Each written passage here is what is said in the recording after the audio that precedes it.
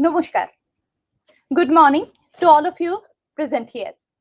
Respected viewers, the Department of Political Science, Guru Charan College, Silchar, has the proud privilege to arrange a regional webinar today in collaboration with the Internal Quality Assessment Cell of the college. I, Dr. Shorupa Bhattacharya, Head, Department of Political Science, GC College, Silchar, and the coordinator of this webinar program, extend my hearty welcome to all of you present here. So this webinar, let me take my departmental colleague first.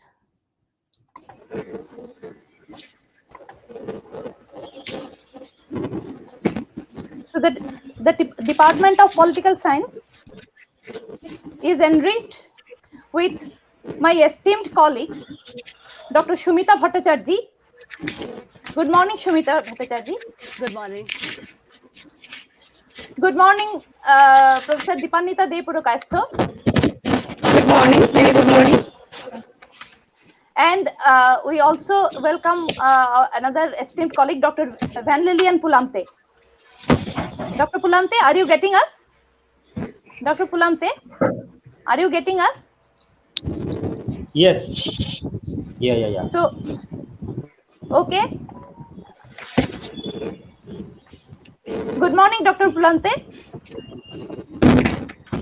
So, Good morning.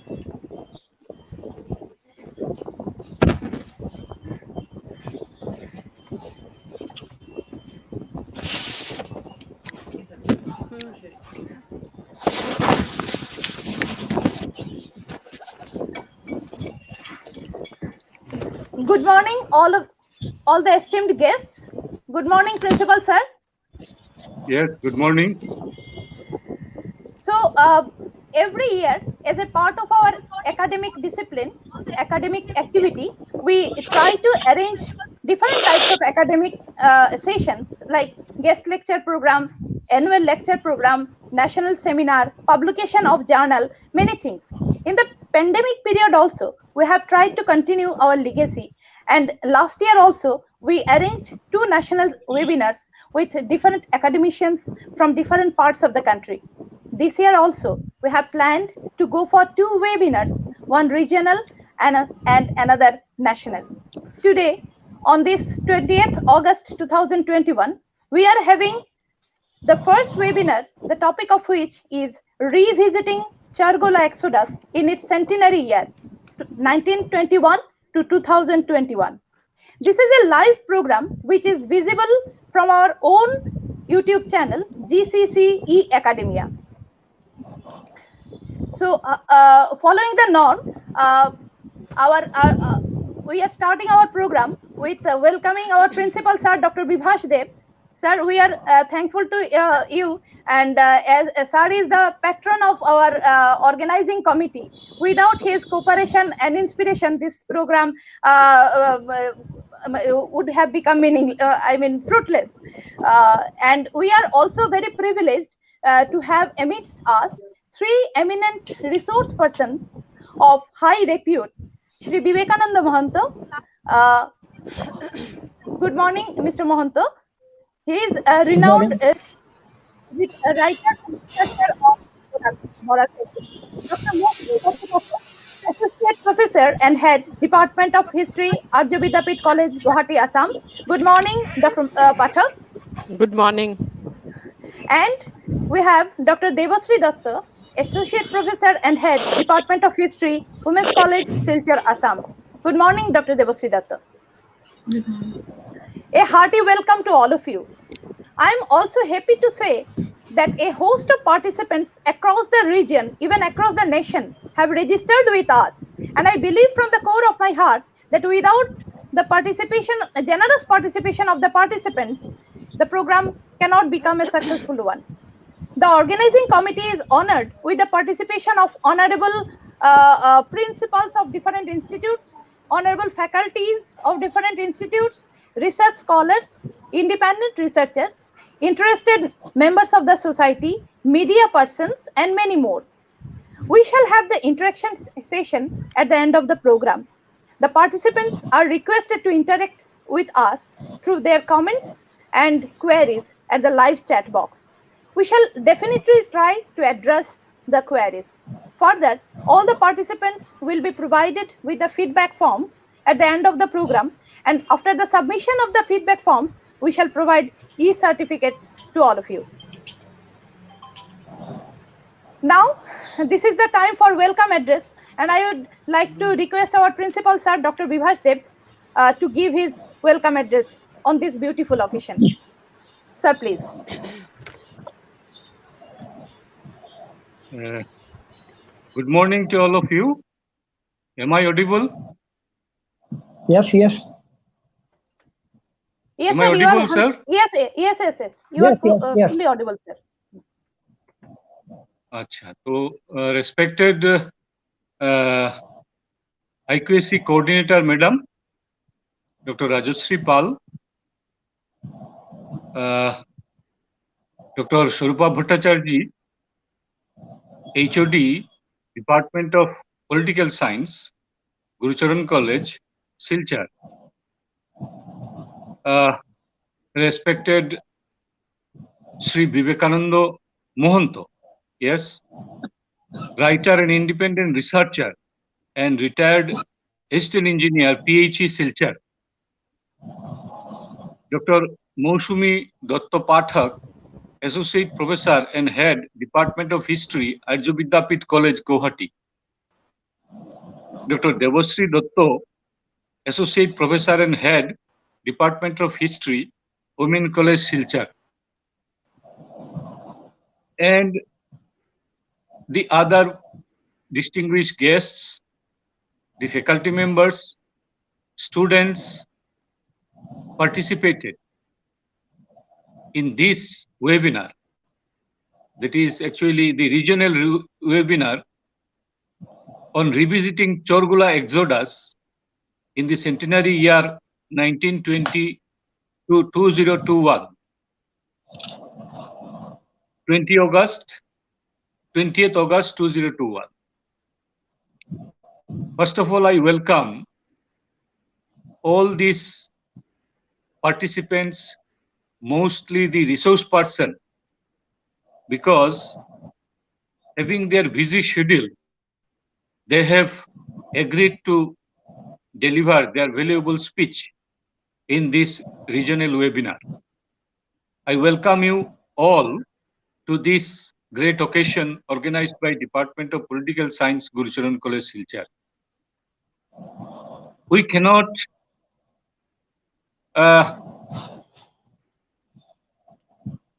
go ahead without the root. And the Chargola Exodus is one of that movement taken place in Chargola in Assam, where a good number of the tea laborers protest against the colonial rule, where Mahatma Gandhi also played an important role. So this way, through this discussion of Chargola Exodus, revisiting Chargola Exodus in its centenary year is a good example and right occasion, right time to pay respect to all the tea gardens laborers. I am not going in detail because the resource persons are there. They will deliver their lectures, and I believe all of you will be enriched hearing their deliberations. Department of Political Science is a very active and dynamic department where all the faculty members, my colleagues, are doing well during this pandemic. Especially Shobha Bhattacharya always kept touch with the administration of the college to do the works, that is the curricular works and the extracurricular works. I thank Department of Political Science headed by Dr. Swarupa Bhattacharya. Finally, I once again welcome all the participants, the scholars, the professors, and the students participating in this regional webinar. I believe after this webinar, we all will be enriched, and this way we can show our respect to the workers worked in various tea gardens. With this, I would like to conclude, welcoming you once again, and thank you very much for giving me a chance to share my ideas and welcoming you in this webinar. Namaskar, Jai Hind.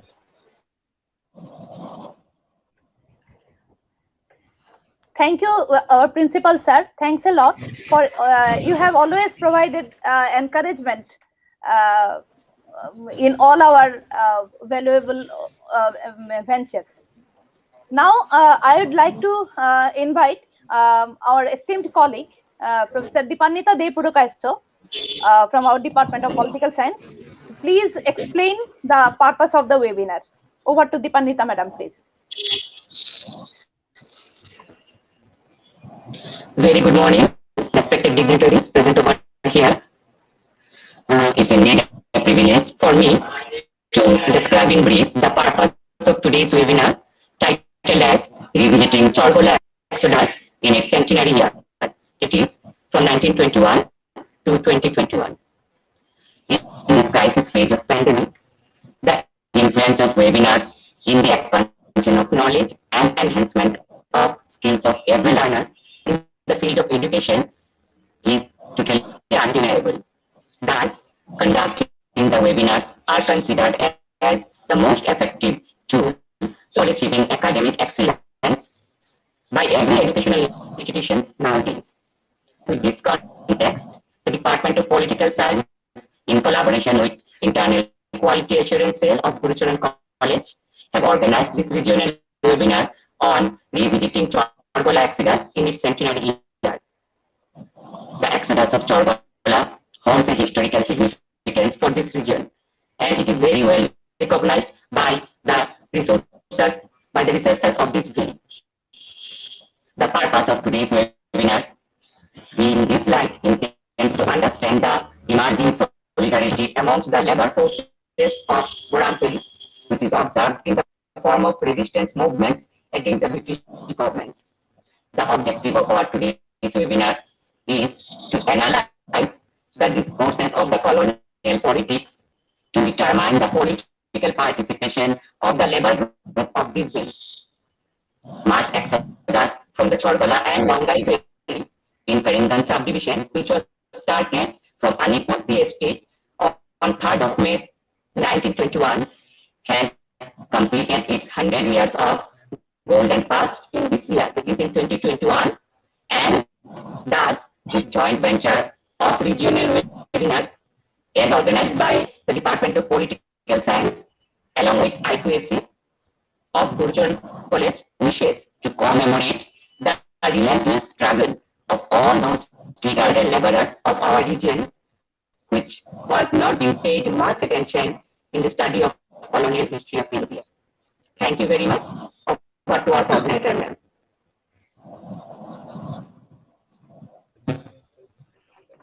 Thank you, Dipannita, for your beautiful explanation of purpose. But due to some, I think, noise pollution, it was a bit difficult. I think some network issues is there. Dipannita's voice was not very much clear, at least to me. Anyways, so let us proceed with our program. And Gurucharan College Silchar is very proud to have its vibrant internal quality assessment cell. It is basically because of the special initiative of the I2SC coordinator, Dr. Rajashree Pal, and the most vibrant technical team, the Department of Political Science could arrange such a beautiful venture. Unfortunately, Dr. Rajashree Pal, she has got some has got some other business and just is facing some difficulties in something, perhaps something network issue is there. Anyways, whenever she will be available, we shall be getting her in the screen. On this occasion, I would like to extend my special thanks to the technical team of the IQSC to give us all technical assistance, all technical support. A special thanks to our Dr. Devashish Sharma.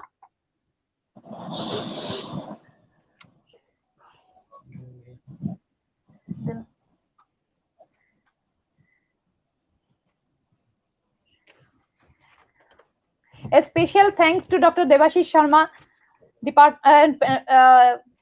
Department of Mathematics, Dr. Soumitra Nath from the Department of Biotechnology, Dr. Abhijit Pal from the Department of Computer Science, Sri Nirupam Malakar from the Department of Botany, Keshav Luital from the Department of Sanskrit.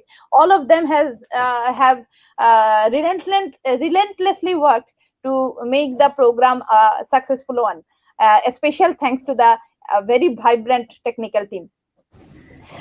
So now I would like to know, I'd like to go to the resource person just to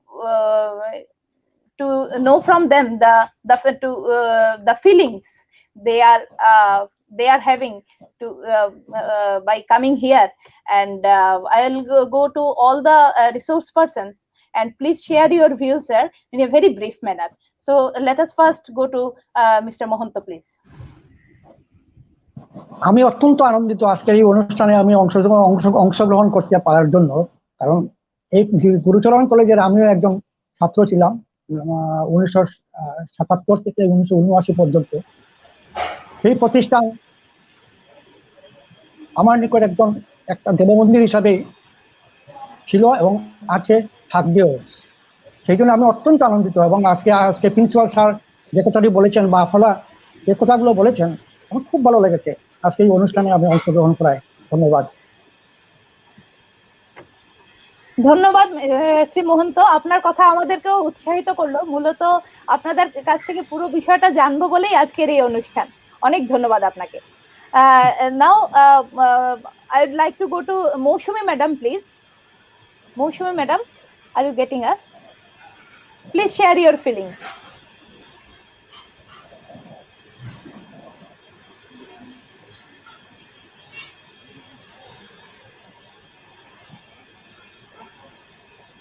Madam, you are muted.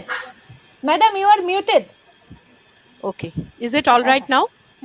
Okay. Yes, it's all right. It has been an immense pleasure for me to be a part of this webinar. And the first thing which I would just say is that I have never been to Silchar, but since my college days, when I was a student at the Cotton College, I have always heard the glory of Guru Charan College, Silchar.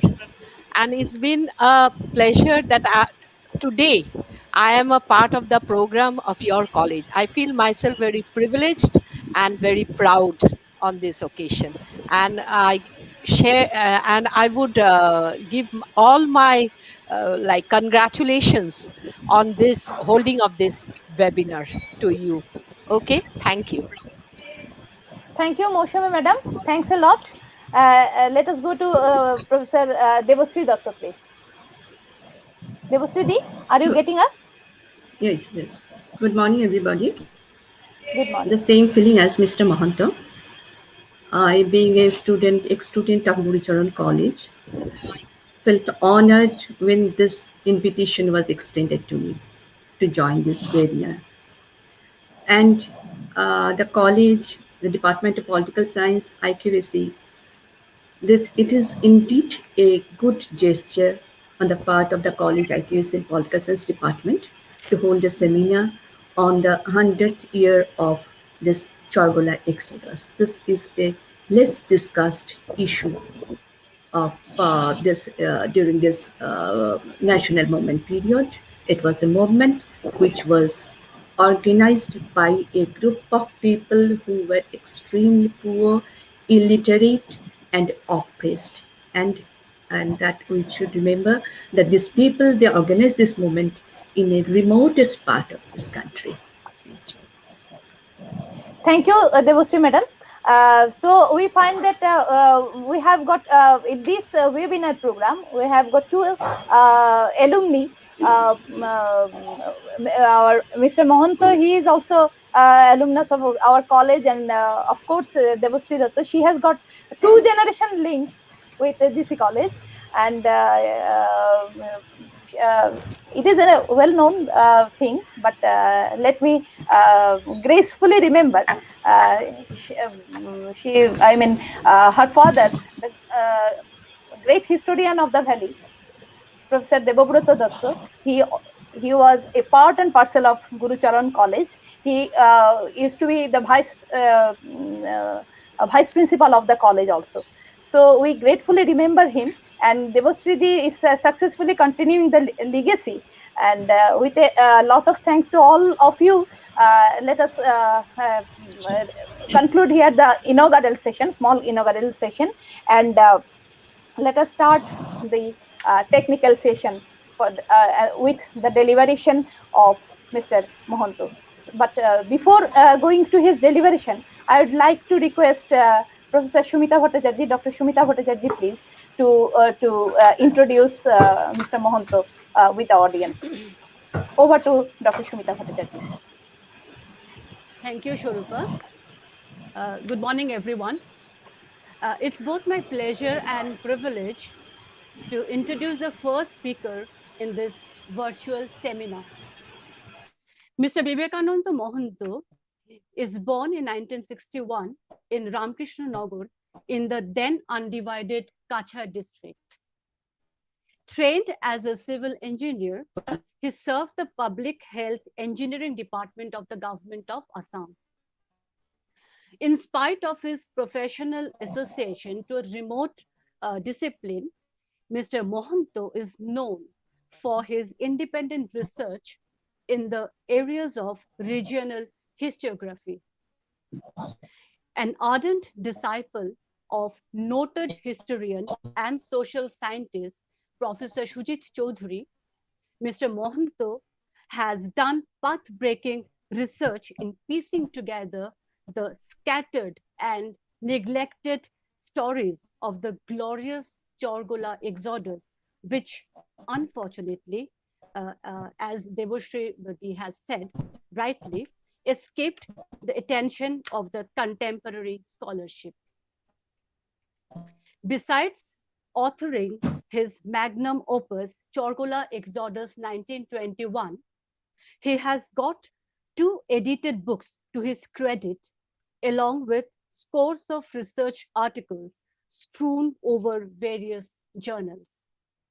So I welcome Mr. Vivekananda Mohanto in this academic platform. So over to you, sir, Mr. Vivekananda Mohanto.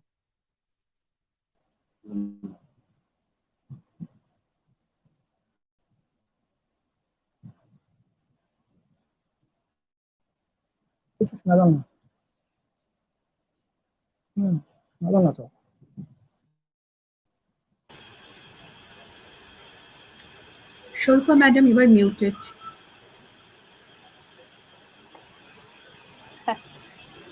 Vivekananda বাবু, আপনি muted আছেন, আপনি mute করা আছেন, আপনি unmute করেন। হ্যাঁ,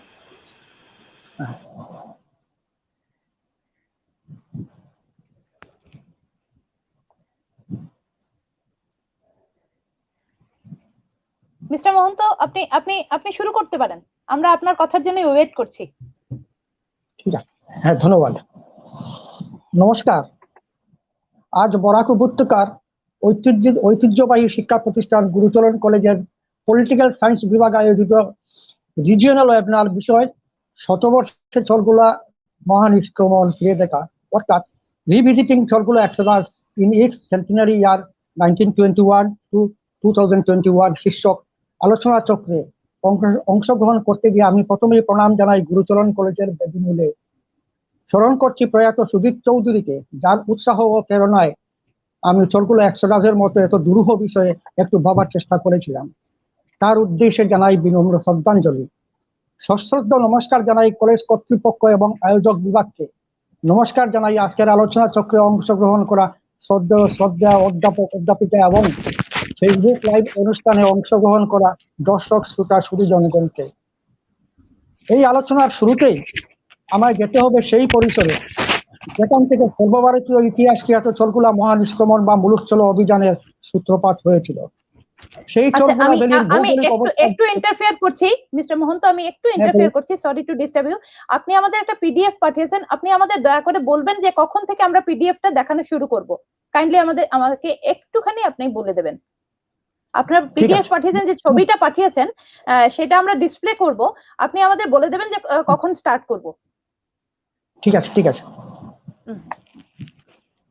এই আলোচনার শুরুতেই আমায় যেতে হবে সেই পরিসরে যেখান থেকে সর্বভারতীয় ইতিহাস খ্যাত চরগুলা মহানিষ্ক্রমণ বা মুলুকচলো অভিযানের সূত্রপাত হয়েছিল। সেই চরগুলা বেলির ভৌগোলিক অবস্থান হচ্ছে পূর্বে সরসপুর, পশ্চিমে দুহালিয়া পাহাড়, দক্ষিণে লুসাই পাহাড় এবং উত্তরে সনবিল ও সন্নিহিত অঞ্চল। এই উপত্যকা ছিল চা চাষের উপযোগী, তাই 19 শতকের শেষার্ধেই এখানে গড়ে উঠেছিল 19টিরও বেশি চা বাগান, যার মধ্যে 13টি ছিল ইউরোপীয় মালিকানাধীন। সেখানকার ব্রিটিশ প্ল্যান্টার্সদের সূচনা পর্ব থেকেই অমানসিক অত্যাচার, শাসন শোষণ, নির্যাতনের জর্জরিত হয়ে 1921 সালের 3 মে তারিখ থেকে চা শ্রমিকদের যে আন্দোলন শুরু হয়েছিল, বিস্তার ও গভীরতার বিচারে তার সমতুল্য আন্দোলন সর্বভারতীয় শ্রমিক আন্দোলনের ইতিহাসে বিরল। চা শ্রমিকদের সেই মহা নিষ্ক্রমণকে সরকারি বেসরকারি রিপোর্টে, সংবাদ মাধ্যমের প্রতিবেদনে এবং সর্বভারতীয় রাজনৈতিক ইতিহাসে চরগুলো এক্সোডাস হিসাবে অভিহিত করা হয়েছে।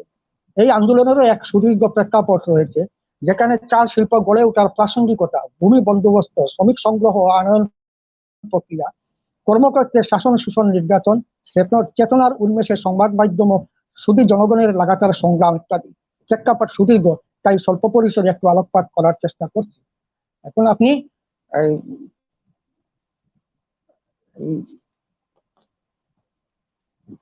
ডিসপ্লে করতে পারেন। শুনছেন madam? Hello hello hello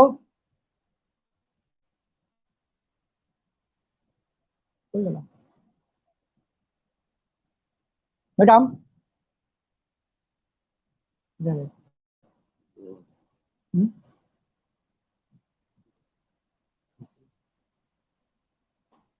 hello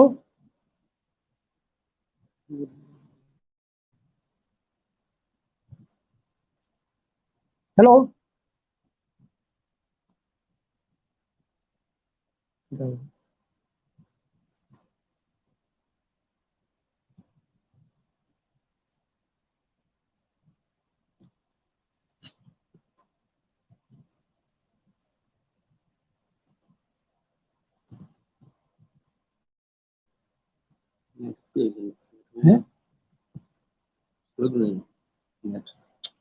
hello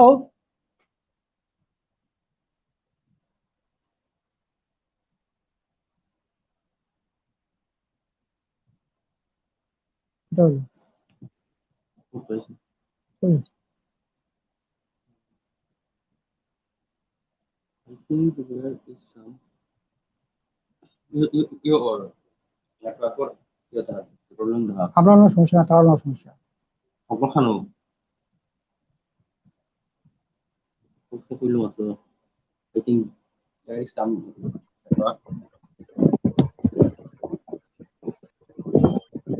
Sir, continue. Hello, আগে কি নেটওয়ার্কের প্রবলেম হয়েছিল? আপনি কন্টিনিউ করুন। Hello Sir, you please continue. We can hear you. We can hear you. You please continue. No problem. হ্যাঁ মহন্ত বাবু, আপনি কন্টিনিউ করুন, আমরা শুনতে পাচ্ছি। আচ্ছা ঠিক আছে, আমি পাওয়ার পয়েন্ট প্রেজেন্টেশনে দেখেছিলাম। আমি পাওয়ার পয়েন্ট প্রেজেন্টেশন স্বরূপা শুনছো তুমি? ঠিক আছে, পাওয়ার পয়েন্টটা শুরু করছি। হ্যাঁ শুরু করুন। হ্যাঁ ঠিক আছে। আমরা জানি যে সুদূর অতীত থেকে বিশ্ববাজারে চা বাণিজ্যের রায় ছিল চীনাদের হাতে। ফলে এক সময় ইংল্যান্ডের কোষাগারের এক বড় অংশ চলে যেত চা আমদানি করতে গিয়ে। তাই ব্রিটিশরা তাদের অধিকৃত দেশে এই চা চাষের উপর গুরুত্ব আরোপ করেন। এরই অঙ্গ হিসাবে উত্তর লক্ষিমপুর অঞ্চল থেকে 1823 সালে রবার্ট ব্রুসের ইন্ডিজেনাস টি প্ল্যান্ট আবিষ্কার এক যুগান্তকারী ঘটনা। ফলে 1836 সালে এই অঞ্চলে মিস্টার ব্রুস পরীক্ষামূলকভাবে চা চাষ করেছিলেন। পরবর্তীতে আসাম টি কোম্পানি প্রতিষ্ঠিত চা বাগানগুলো চা শিল্প গড়ে ওঠা শুরু হয়। আমাদের সিলেট কাচারে 1855 সালে ফেব্রুয়ারি মাসে আমাদের কাচার অঞ্চলে 1855 সালে ফেব্রুয়ারি মাসে ইন্ডিজেনাস টি প্ল্যান্ট আবিষ্কৃত হয়েছিল। সেটা গুঙ্গুর, কাটলা, গাগরা ভ্যালি এবং হাইলাকান্দি বর্ষাঙ্গন অঞ্চলে। রবার্ট স্টুয়ার্ট অফিসিয়েটিং সুপারিনটেন্ডেন্ট সেই চা গাছের নমুনা কলকাতার বোটানিক্যাল গার্ডেনের ডক্টর থমাসের নিকট প্রেরণ করেছিলেন, যেটি খাঁটি চা পাতা হিসাবে স্বীকৃতি লাভ করে। পরবর্তীতে জানুয়ারি মাসে 1856 সালের জানুয়ারি মাসে বর্তমান করিমগঞ্জ জেলার চরগুলা ভ্যালি থেকে ইন্ডিজেনাস টি প্ল্যান্ট আবিষ্কৃত হয়েছিল। 4 জানুয়ারি 1857 সালে এ মর্মে চিঠি প্রেরণ করেন সিলেটের ডেপুটি সুপারিনটেন্ডেন্ট টি.পি. লার্কিন্স। যে চিঠিটি পরবর্তীতে কলকাতা গেজেটে পাবলিশ করা হয়েছিল 1857 সালে, যে ইন্ডিজেনাস টি প্ল্যান্ট পাওয়া গেছে করিমগঞ্জ সাব ডিভিশনেও। ফলে বহুজাতিক সংস্থাগুলিকে আকৃষ্ট করার জন্য ভূমি আবন্টন প্রক্রিয়া শুরু হয়। তো প্রথম দিকে ভূমি আবন্টনের ক্ষেত্রে ওয়েস্টল্যান্ড সেটেলমেন্ট রুলস 1838 দিয়ে আসাম ব্রহ্মপুত্র ভ্যালিতে শুরু হয়েছিল ভূমি আবন্টন প্রক্রিয়া। পরবর্তীতে 1854 সালে ওল্ড আসাম রুল, যেটি ছিল 99 ইয়ার্স মেয়াদী। পরবর্তীতে এসেছিল ফি সিম্পল রুলস 1874-এ। কিন্তু সিলেট কাচারে ভূমি আবন্টন প্রক্রিয়া প্রথম শুরু হয় ওয়েস্টল্যান্ড সেটেলমেন্ট রুলস অফ 1854 দিয়ে। পরবর্তীতে 1864 সালে জঙ্গলবাড়ি সেটেলমেন্ট রুল শুরু হয়। তো বহুজাতিক সংস্থার আকর্ষণের কেন্দ্রবিন্দু হয়ে দাঁড়ায় জঙ্গলবাড়ি সেটেলমেন্ট রুলস।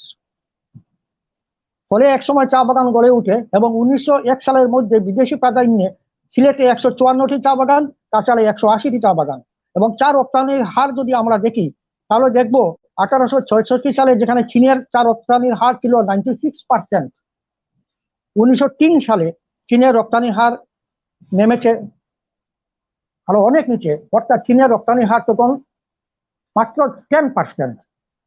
পক্ষান্তরে ভারত থেকে ইংল্যান্ডের চা রপ্তানির হার 1866 সালে যেখানে ছিল অনলি 4%, 1903 সালে সেটি এসে দাঁড়ায় 59% এবং সিংহল থেকে 31%। তো সবচেয়ে বড় সমস্যা তখন ছিল শ্রমিক সংগ্রহ। কাচারের অবস্থাটা, কাচার ছিল জনবিরল, কারণ পরপর মণিপুরী আগ্রাসন, বার্মিজ আক্রমণ, কুকি আক্রমণ, যার ফলে কাচার একসময় জনবিরল হয়ে পড়েছিল। তো দেখা যায় যে 1872 সালে কাচারের জনসংখ্যা মাত্র 2,05,000, অর্থাৎ প্রতি বর্গমাইলে 160 জন লোক। সেই হিসাবে চা শিল্পের জন্য প্রতি একরে একজন শ্রমিকের প্রয়োজন। প্রতিটা বাগানে ন্যূনতম হারে 1500 একর ভূমি বন্টন করে দেওয়া হয়েছিল। তার মানে প্রতিটি বাগানে 1500 শ্রমিক লাগবে। তো কাচার থেকে শ্রমিক সংগ্রহ করা খুবই দুষ্কর হয়েছিল, বিশেষত অন্য কারণেও। কারণ কাচারের যে এমনি তো জনবিরলতা, 2 নম্বর হচ্ছে যে 1857-58 সালে যে সিপাহী বিদ্রোহের সময় কিভাবে সিপাহীদের দমন করা হয়েছিল, কিভাবে তাদেরকে ফাঁসি দেওয়া হয়েছিল, তার অভিজ্ঞতা কিন্তু কাচারের জনগণের ছিল। সেই কারণে ব্রিটিশ পরিচালিত চা বাগানের শৃঙ্খলিত সাম্রাজ্যে চা বাগানের কাজে নিয়োজিত হতে গিয়ে কাচারের জনগণ মোটেই আগ্রহী হলেন না। সেই একই অবস্থা সিলেটের ক্ষেত্রেও, যদিও সিলেটের জনবিরলতা ছিল না, কিন্তু শৃঙ্খলিত সাম্রাজ্যে আত্মনিয়োগ করতে গিয়ে সিলেটের লোকেরাও তখন আগ্রহী হলো না। তো এই সমস্যা সমাধানে তখন এগিয়ে আসেন কাছাড়ের ডেপুটি সুপারিনটেন্ডেন্ট না অফিস সুপারিনটেন্ডেন্ট রবার্ট স্টুয়ার্ট। তিনি 1858 সালের 13 মে তারিখে গুঙ্গুর এবং রোজকান্দি চা বাগানের ম্যানেজার মিস্টার সেন্ডারম্যানকে একটি পত্র লিখে তিনি জানান যে উত্তরপ্রদেশ, বিহার, যুক্তপ্রদেশ প্রভৃতি দারিদ্র্যপীড়িত অঞ্চল থেকে শ্রমিক আন্দোলন প্রক্রিয়া চলতে পারে, যেহেতু এইসব অঞ্চলের শ্রমিকরা আফ্রিকার উপকূলীয় দেশসমূহে মরিশাসে, ওয়েস্ট ইন্ডিজে এবং ফিজিতে কাজ করার জন্য যাচ্ছে। তো এদেরকে যদি উত্তর পূর্বাঞ্চলে নিয়ে আসা যায় এবং তাদেরকে যদি বসতি দেওয়ার যদি কোনো ব্যবস্থাপনা থাকে, তাইলে তারা এখানেই আসবে আর এরাই হবে ভবিষ্যতে সুনিশ্চিত যোগানদার। তিনি আরো উল্লেখ করেছেন মিস্টার সেন্ডারম্যানকে যে পত্রে, সেই পত্রে তিনি জানিয়েছেন যে যদি কলকাতা থেকে আনার সময় ওদেরকে যদি একটা এগ্রিমেন্টের মধ্যে আবদ্ধ করা যায় যে একটা মিনিমাম একটা সময় পর্যন্ত ওরা চাকরি করে যেতে বাধ্য থাকবে এবং সেই এগ্রিমেন্ট যদি ওরা ব্রিচ করে তাহলে ওদের উপর যাতে আইনানুগ ব্যবস্থা নেওয়া হয়। তার 25 মে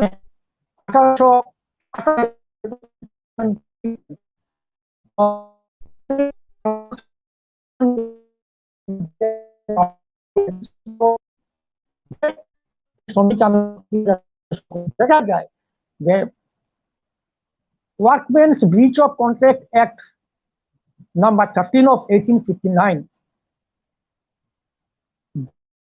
অ্যাক্টের মাধ্যমে শ্রমিকরা চিরদিনের জন্য শৃঙ্খলে আবদ্ধ হয়েছিল। সেই যে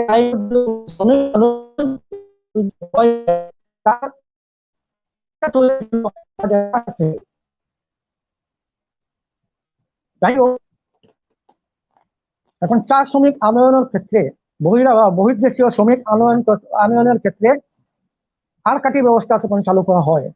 আর কাঠিরা বিভিন্ন প্রদেশ থেকে মিথ্যা প্রলোভন দেখিয়ে ওদেরকে নিয়ে এসে ওরা সঙ্গে দিত কলকাতার কুলি ডিপোতে। কুলি মালিক সেই সব শ্রমিকগণকে কিনে নিত।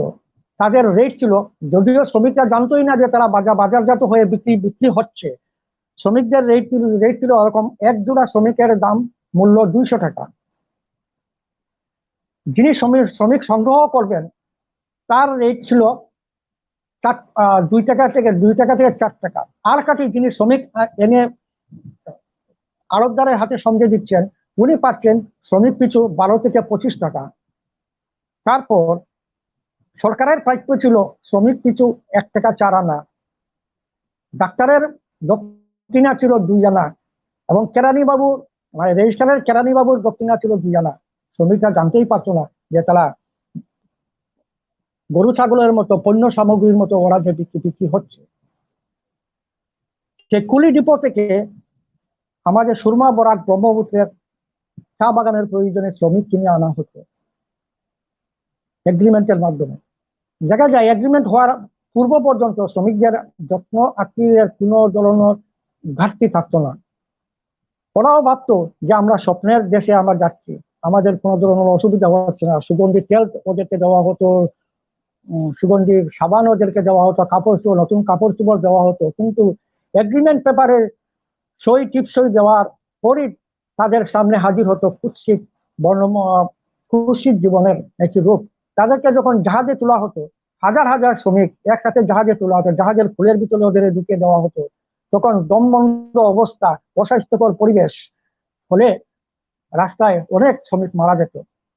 দেখা যায় সুরমা বরাক ব্রহ্মপুত্রে শ্রমিক আন্দোলন প্রক্রিয়ায় তার কুলি মৃত্যুর হার ছিল এরূপ।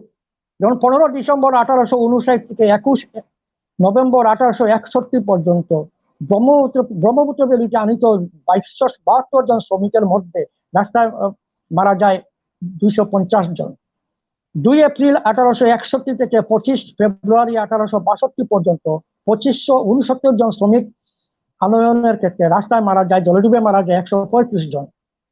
আবার কাঁচালের ক্ষেত্রে জয়ন্তভূষণ ভট্টাচার্য জানিয়েছেন, কাঁচালের ক্ষেত্রে 1866 থেকে 1868 মধ্যে 52,155 জন শ্রমিক আন্দোলনের সময় রাস্তায় মারা যায়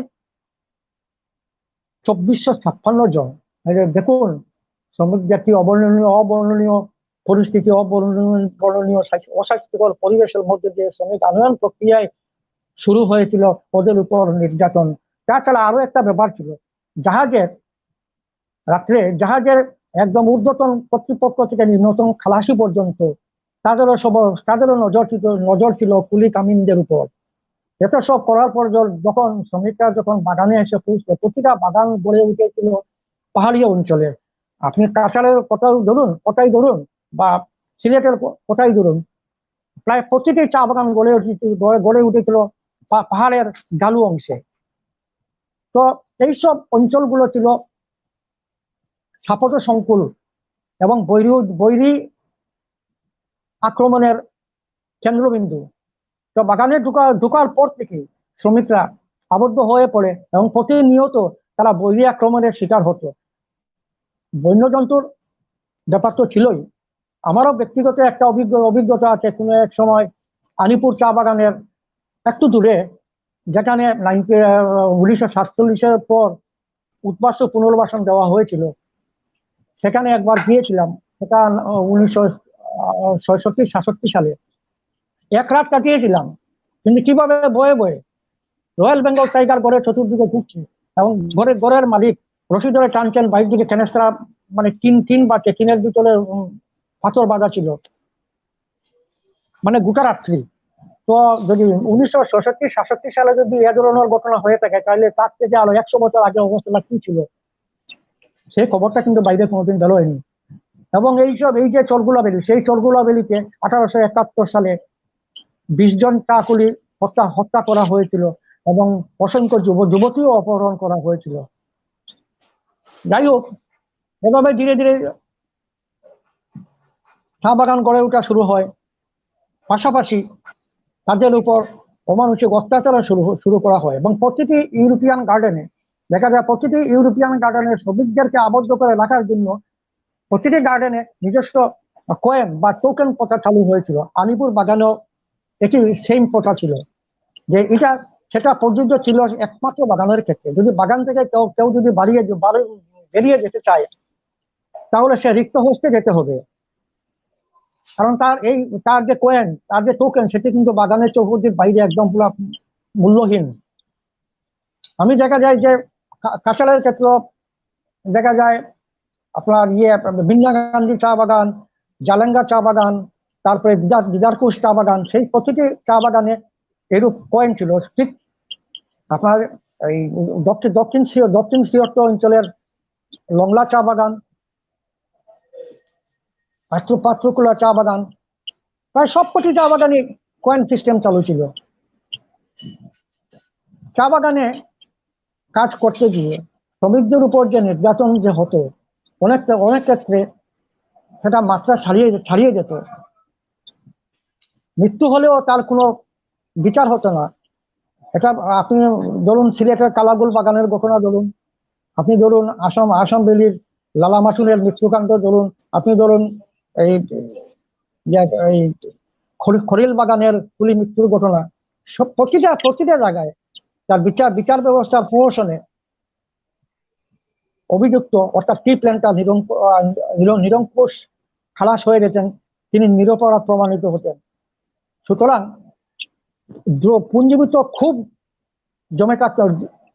জমা হচ্ছিল প্রতিটা বাগানে।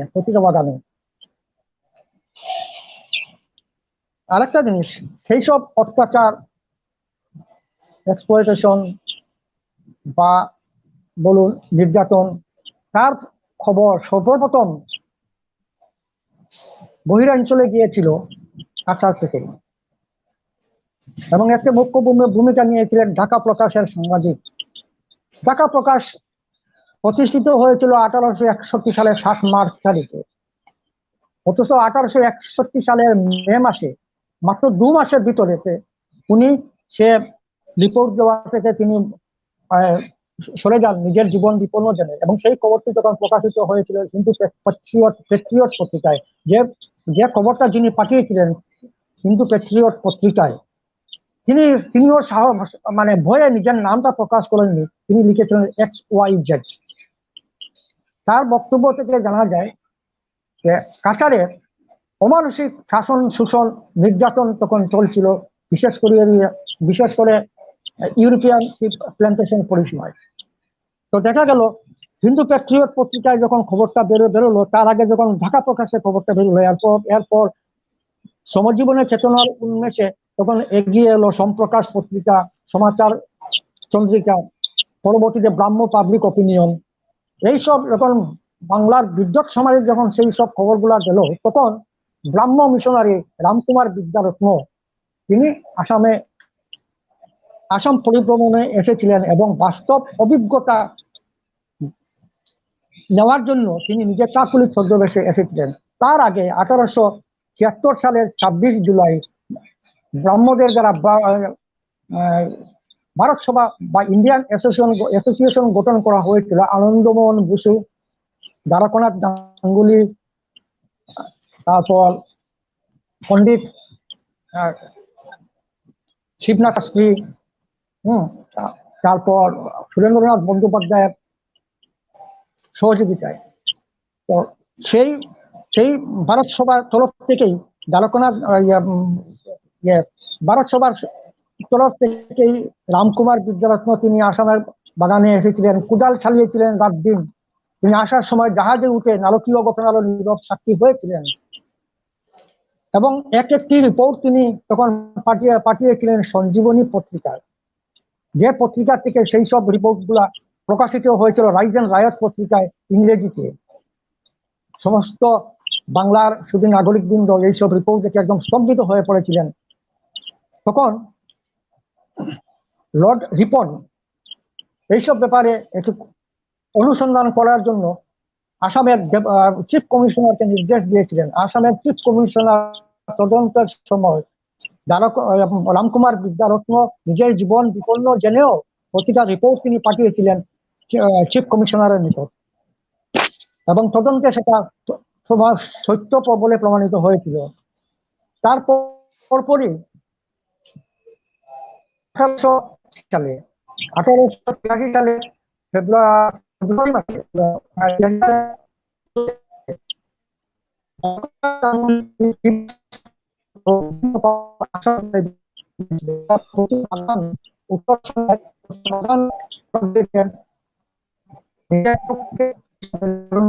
রেখেছিলেন এবং প্রতিবেদনগুলো তখন বেঙ্গলি পত্রিকায়, সুরেন্দ্রনাথ ব্যানার্জি বেঙ্গলি পত্রিকায় প্রকাশিত হয়েছিল। সেই 13টি নিবন্ধ যে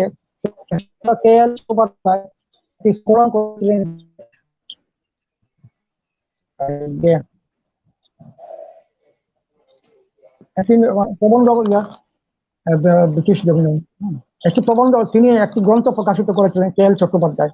যাই হোক, এর মধ্যে 1883 সাল থেকে সম্মেলনে চা শ্রমিকদের শোচনীয় পরিস্থিতি নিয়ে সরব হয়েছিলেন। 1886 সালে কলকাতার অধিবেশন হয়েছিল সর্বভারতীয় কংগ্রেসের তরফ থেকে। সেই সর্বভারতীয় কংগ্রেস অধিবেশনে আসামের চা শ্রমিকদের বিষয়টি আঞ্চলিক সমস্যা বলে ওরা সেটি গ্রহণ করেন আলোচনার জন্য। একইভাবে 1887 সালে তৃতীয় অধিবেশন হয়েছিল মাদ্রাজে। সেই অধিবেশনেও আসামের সমস্যা নিয়ে কথা বলতে চেয়েছিলেন দ্বারকানাথ গাঙ্গুলি এবং বিপিন চন্দ্র পাল, কিন্তু তাদের অনুমতি দেওয়া হয়নি, যেহেতু এটা প্রান্তীয় সমস্যা। তারপর 1888 সালে কলকাতায় অনুষ্ঠিত হয়েছিল বঙ্গীয় প্রাদেশিক সম্মেলন। সে সম্মেলনে জোরালো বক্তব্য রেখেছিলেন বিপিন চন্দ্র পাল, দ্বারকানাথ গাঙ্গুলি করা। তার পরবর্তীতে 1896 সালে সর্বভারতীয় কংগ্রেস অধিবেশন হয়েছিল কলকাতায় রহিমতুল্লাহ সায়ানির নেতৃত্বে। সেই অধিবেশনে কেস্টিক সোসাইটির তিনি উত্তর পূর্বাঞ্চলের চা শ্রমিকদের নিদারুণ পরিস্থিতি এবং অন্যান্য শিল্প প্রতিষ্ঠানে ওরা যে হারে বেতন পাচ্ছে তার তুলনায় যে নগণ্য হারে যে চা শ্রমিকরা মাসোহারা পাচ্ছে সে কথাটিও তিনি তুলে ধরেছিলেন। যোগেশ চন্দ্র ঘোষ এবং বিপিন চন্দ্র পাল তার কথায় সমর্থন করে তিনি জোরালো বক্তব্য রেখেছিলেন। এইসব বক্তব্যের পরিপ্রেক্ষিতে এবং জনমত গঠন হওয়ার ফলে এবং সংবাদ মাধ্যমের প্রতিবেদন এইসব পরিপ্রেক্ষিতে লর্ড কার্জন একটু চিন্তিত হয়ে পড়লেন। যিনি সবসময় টি প্ল্যান্টার্সের সপক্ষে তিনি থাকতেন। এক জনসভায় তিনি টি প্ল্যান্টার্সে আহত জনসভায় তিনি বলেছিলেন, your is exploitation and mine is administration, both are part and parcel of the same department. সেই লর্ড কার্জন 1899 সালে ইম্পিরিয়াল লেজিসলেটিভ কাউন্সিলে তিনি চা শ্রমিক সংক্রান্ত বিল তিনি করেছিলেন, যেখানে চা শ্রমিকদের 5 টাকার জায়গায় 6 টাকা এবং মানে পুরুষ শ্রমিকের ক্ষেত্রে 5 টাকার জায়গায় 6 টাকা এবং মহিলা শ্রমিকের ক্ষেত্রে 4 থেকে 5 টাকা সেটা 2 বছর থেকে কার্যকরী করার জন্য তিনি রায় প্রদান করেছিলেন 1901 ইংরেজিতে। লর্ড আসামের chief commissioner John Henry Cotton, যিনিও কাউন্সিলের একজন সদস্য ছিলেন,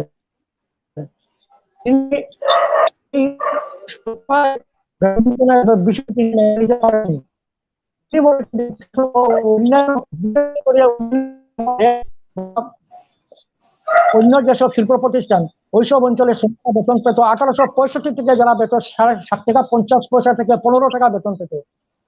পক্ষান্তরে চা শ্রমিকরা 1865 থেকে 1903 সাল পর্যন্ত 5 টাকা পুরুষ শ্রমিক, মেয়ে শ্রমিক 4 টাকা। তাও ওদের প্রদত্ত রেশন মূল্য 1865 যেখানে ছিল মন পিছু 1 টাকা, সেটা 1903 সালে বাড়িয়ে করা হয়েছিল 3 টাকা। এই বর্ধিত হারে রেশনের মূল্য নেওয়া হতো সেই স্থিতাবস্থায় থাকা মাস মাইনে থেকে। তো 1901 সালে যে বিল উনি পাশ করেছিলেন লর্ড কার্জন, জনসংখ্যা গঠন তা মেনে নিতে পারেননি, কিন্তু তা সত্ত্বেও 15-4 ভোটের ব্যবধানে সেই বিলটি পাশ হয়ে যায়। তারপর শ্রমিক আন্দোলন চলতে থাকে। অপরদিকে 1905-06 থেকে স্বদেশী আন্দোলন শুরু হলো, বঙ্গভঙ্গ স্বদেশী আন্দোলন। চা বাণিজ্যের একচেটিয়া দাপট রুখে দেওয়ার জন্য স্বদেশী বিপ্লবীরা চা বাগান গড়ে তোলেন। এই পর্বে আমাদের করিমগঞ্জ অঞ্চলে করিমগঞ্জ টি অ্যাসোসিয়েশন গড়ে উঠলো, বদরপুরেও টি অ্যাসোসিয়েশন গড়ে উঠলো, সিলেটে India T and trading company গড়ে উঠলো। তার আগে ভারত সমিতি গড়ে উঠেছিল, যার অধীনে ছিল আমার চরগোলা ভ্যালির কালীনগর চা বাগান। তো এইসব দেশীয় কোম্পানির শ্রমিকরা কিভাবে সুযোগ সুবিধা পাচ্ছে, পক্ষান্তরে ইউরোপিয়ান গার্ডেনের শ্রমিকরা কি ধরনের সুযোগ সুবিধা পাচ্ছে, সেই সব খবরাখবর কিন্তু তখন সেই সব শ্রমিক পরিসরেও যেত। জেনারেলি অন্যান্য স্বদেশী বিপ্লবী কারুরও বা অন্যান্য যারা আছে ব্যবসায়ী সাধারণ ব্যবসায়ী, ওরা কিন্তু শ্রমিক পরিসরে যাওয়ার কোনো সুযোগ হতো না, কিন্তু যেতে পারতেন তারা। যেমন গঙ্গাদয়াল দীক্ষিত, দেওশরণ ত্রিপাঠী, রাধাকৃষ্ণ পান্ডে, ওরা যেতে পারতেন, কারণ ওরা যেমন পূজারী দেওশরণ ত্রিপাঠী উনি পূজা পার্বণ করতেন, সেই হিসাবে যজমানদের আচার অনুষ্ঠানে উনি ঢুকতেন গিয়ে, কারণ প্রতিটা বাগানের শ্রমিক যারা ছিল তারা উত্তরপ্রদেশ, বিহার, উত্তরপ্রদেশের এবং ওরা হিন্দু ধর্মাবলম্বী। তো দেওশরণ ত্রিপাঠী যেভাবে ঢুকতেন, লক্ষ্মীপুরের বস্ত্র ব্যবসায়ী গঙ্গাদয়াল দীক্ষিত উনিও কাপড়ের ব্যবসা করতেন, সাইকেলে ফেরি করতেন।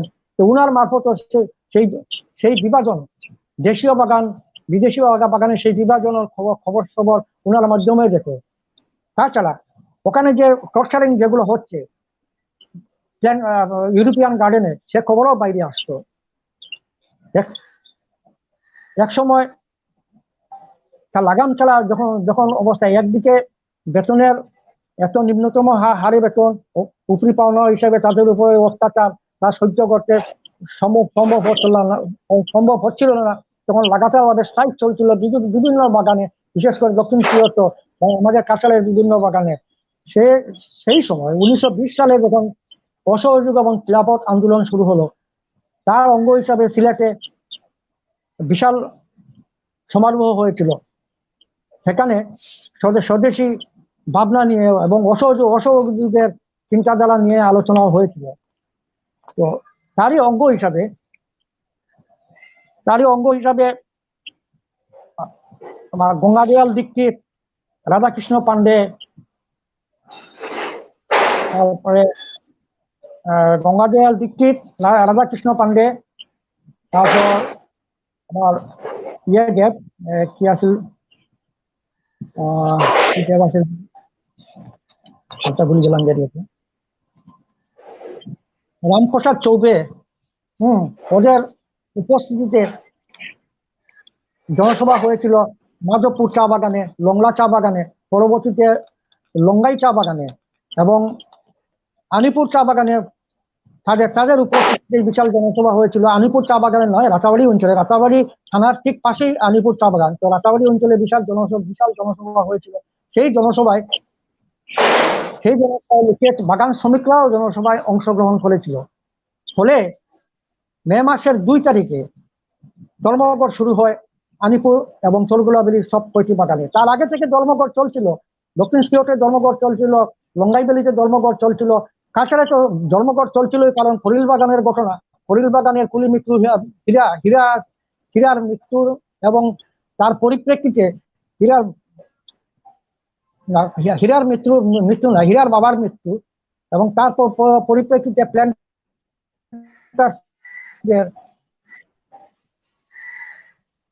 নিরপরাধ প্রমাণিত হওয়ার ফলে লাগাতার আন্দোলন চলছিল সমগ্র কাছাড় জুড়ে, প্রতিটি বাগানে।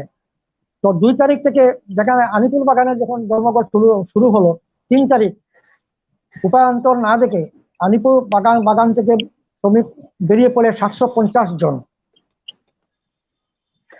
3 মে তারিখে। সেই খবরটি চতুর্দিকে ছড়িয়ে পড়ে প্রতিটি বাগানে। তারপর ধীরে ধীরে একে একে আলিপুর বাগানের 19টি ইউরোপিয়ান দেশীয় বাগান, টোটাল 19টি বাগানের মধ্যে 13টি বাগানের শ্রমিকরা বাগান ছেড়ে বেরিয়ে আসে। অনুরূপভাবে লঙ্গাই ভ্যালি থেকেও শ্রমিকরা বেরিয়ে আসে। দেখা যায় আলিপুর বাগান থেকে টোটাল চরগোলা ভ্যালি থেকে 8112 জন শ্রমিক একসাথে অংশগ্রহণ করেছিল এবং কিছু সংখ্যক শ্রমিক, প্রায় 618 জন শ্রমিক অংশগ্রহণ করেছিল থেকে বা লঙ্গাই ভ্যালি থেকে। তখন আলিপুর বা পাথারকান্দি বা লঙ্গাই ভ্যালির কোনো রেল লাইন ছিল না। সেই সব রেল লাইন 1925-26 চালু হয়েছিল। তো ওই 2 অঞ্চলে চরগোলা ভ্যালি এবং লঙ্গাই ভ্যালির শ্রমিকরা পায়ে হেঁটে ওরা গান্ধী মহারাজ কি জয়ের ধ্বনি দিতে দিতে ওরা করিমগঞ্জ রেল স্টেশনে এসে পৌঁছেছিল। রাস্তায় তাদেরকে খাদ্য, পানীয় এইসব যোগান দিয়েছিলেন স্থানীয় লোকায়ত সমাজের তরফ থেকে। করিমগঞ্জে তখন জনসংখ্যা ছিল 4552 করিমগঞ্জ শহরের, কিন্তু এখানে যে শ্রমিক সরকারি হিসাব মতে 8799 জন শ্রমিক, অথচ বেসরকারি হিসাবে আরো অনেক বেশি। ডক্টর জয়ন্তভূষণ ভট্টাচার্য দেখিয়েছেন অনুরূপ প্রায় 12,000 শ্রমিক অংশগ্রহণ করেছিলেন। তো এইসব শ্রমিকের 4552 জন যেখানে জনসংখ্যা করিমগঞ্জ শহরে, সেখানে অতিরিক্ত 12,000 শ্রমিকের অন্ন, বস্ত্র, বাসস্থান, স্বাস্থ্য পরিষেবা সে কিছু প্রোভাইড করে তারা গিয়েছে দিনের পর দিন।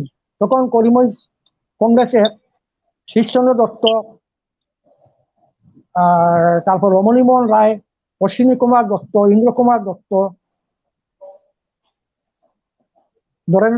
নৃপেন্দ্র চন্দ্র চৌধুরী এবং অন্যান্যরা সাহায্যে এগিয়ে এসেছিলেন। কিন্তু রেল দপ্তর শ্রমিকদেরকে টিকিট দিতে দেওয়া বন্ধ করে দেয়, কারণ প্ল্যান্টার্সদের প্ররোচনায়। তখন একটা খুব ভয়াবহ পরিস্থিতির সৃষ্টি হয় করিমগঞ্জ রেল জংশনে। তখন চাঁদপুর থেকে ছুটে আসেন কংগ্রেস হরদয়াল নাগ, কুমিল্লা থেকে আসেন অখিল চন্দ্র দত্ত, শিলচর থেকে আসেন কামিনী কুমার চন্দ্র এবং চট্টগ্রাম থেকে আসেন আসাম বেঙ্গল রেল কর্মচারী ইউনিয়নের সভাপতি যতীন্দ্র মোহন সেনগুপ্ত। ওরা রেল দপ্তরের উপর চাপ সৃষ্টি করেন, ফলে এক সময় বাধ্য হয়ে নারী শিশু বৃদ্ধদের রেল যাত্রা সুযোগ দেওয়া হয় এবং পুরুষ শ্রমিকরা পায়ে হেঁটে ওরা রওনা হয়। পায়ে হেঁটে যাওয়ার সময় ওরা দক্ষিণ শ্রীহট্টের অন্যান্য অঞ্চলের শ্রমিকরাও তখন এসে জড়ো হয়েছিল।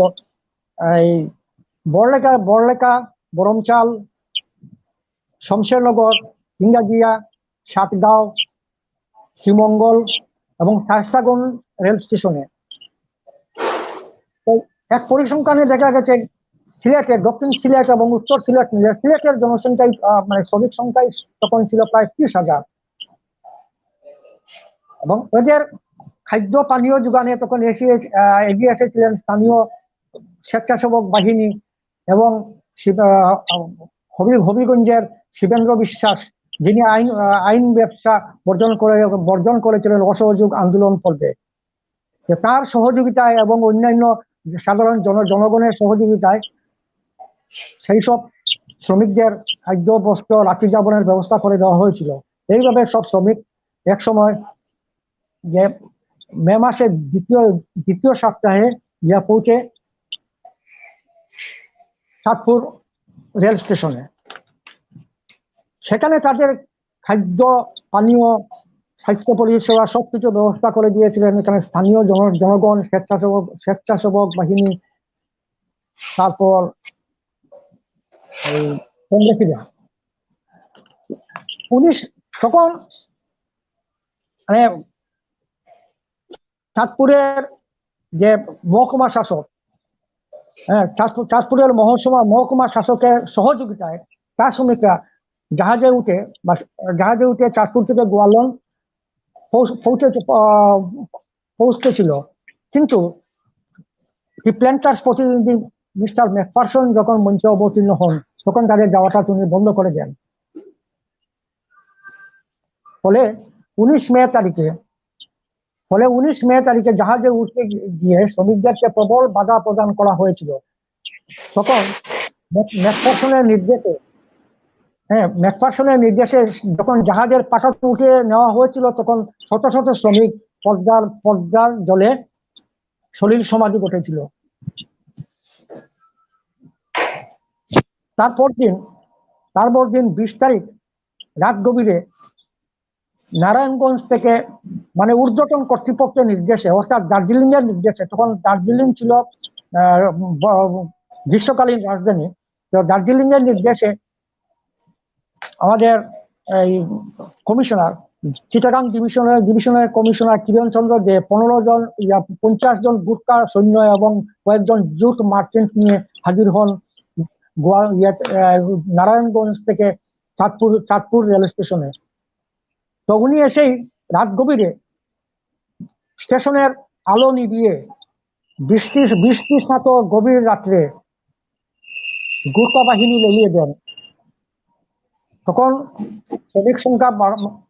স্ট্যান্ডার্ড শ্রমিক সংখ্যা ছিল কমপক্ষে 4,000 শ্রমিক।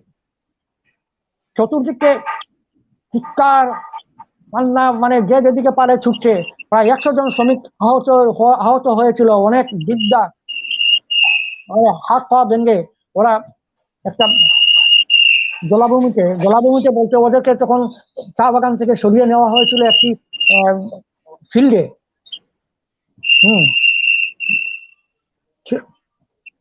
সেই সব খবরে তখন এই ভয়ানক খবরে আসেন চাঁদপুরের হরদয়াল নাগ এবং অন্যান্য কংগ্রেসী নেতৃবৃন্দ এবং স্থানীয় মানুষ। সেই রাত্রে ওরা রাত 2টার ভিতরে সেই সব শ্রমিকদেরকে ওরা বিভিন্ন স্কুলে এবং বিভিন্ন জায়গায় ওরা নিয়ে রেখেছিলেন।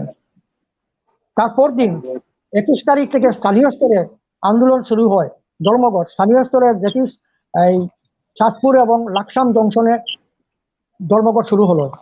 তারপর দিন আসেন যতীন্দ্রমোহন সেনগুপ্ত। তিনি এসে রেল ধর্মঘট ঘোষণা করেন 24 তারিখ থেকে। অনুরূপভাবে 28 তারিখ থেকে স্টিমার শ্রমিক ধর্মঘট শুরু হলো। এই চাঁদপুরের এই ঘটনার পরিপ্রেক্ষিতে আমাদের সুরমাবেলিত প্রচন্ড আন্দোলন শুরু হয়েছিল লাগাতার 4 দিন আইন আদালত বর্জন করা হয়েছিল, হরতাল পালিত হয়েছিল ডাক্তার বৈকুণ্ঠচরণ নন্দীর সভাপতিত্বে। করিমগঞ্জ হরতাল চলছিল এবং শিলচরে লাগাতার স্ট্রাইক মানে ধর্মঘট চলছিল। গঙ্গাজল দীক্ষিত এবং অন্যান্য ইয়ং ভলান্টিয়ার্সরা প্রতিটা বাগানে আন্দোলন চালিয়ে যাওয়ার জন্য ওরা পিকেটিং করছিলেন। সে কথাটি জানা যায় জয়ন্তীভূষণ ভট্টাচার্য কাঁচালান্ডার ব্রিটিশ স্কুল গ্রন্থ থেকে। অনুরূপভাবে সেই গুর্খা আউটরেজ এবং সলিল সমাধির খবরে লামডিংয়েও প্রবল প্রতিক্রিয়া দেখা যায়, গুয়াহাটিতেও প্রবল প্রতিক্রিয়া দেখা যায়। 3 দিন 28 তারিখ থেকে মে 28 তারিখ থেকে লাগাতার 3 দিন আদালত বর্জন করেছিলেন। তখন তনুরাম ফুকন এবং নবীনচন্দ্র বরদলৈ তারা বিনা পারিশ্রমিকে সাহায্য করেছিলেন, মানে ওরা তো কোর্টের আইনজীবী ছিলেন, তখন বিনা পারিশ্রমিকে ওরা সাহায্য করেছিলেন, কিন্তু আইন আদালত বর্জন করা হয়েছিল 3 দিন পর্যন্ত। গুয়াহাটির মারোয়ারি ব্যবসায়ীরা ধর্মঘটি চা শ্রমিকদের প্রয়োজনে বা ধর্মঘটি রেল শ্রমিকদের জন্য ওরা 100 বস্তা চাল তখন তারা পাঠিয়েছিলেন লামডিংয়ে। ত্রিপুরার অবস্থা ছিল আরো ভয়ঙ্কর, কারণ ত্রিপুরার সবকিছু যেত আখাউড়া স্টেশন থেকে আর এইদিকে বালাগঞ্জ বাজার থেকে, শমশেরনগর বাজার থেকে। তো ওইসব জায়গায় পিকেটিং চলছিল। সেই পিকেটিং চলার ফলে ত্রিপুরাতে পণ্য পরিবহন ব্যবস্থা সম্পূর্ণ বন্ধ হয়ে পড়ে।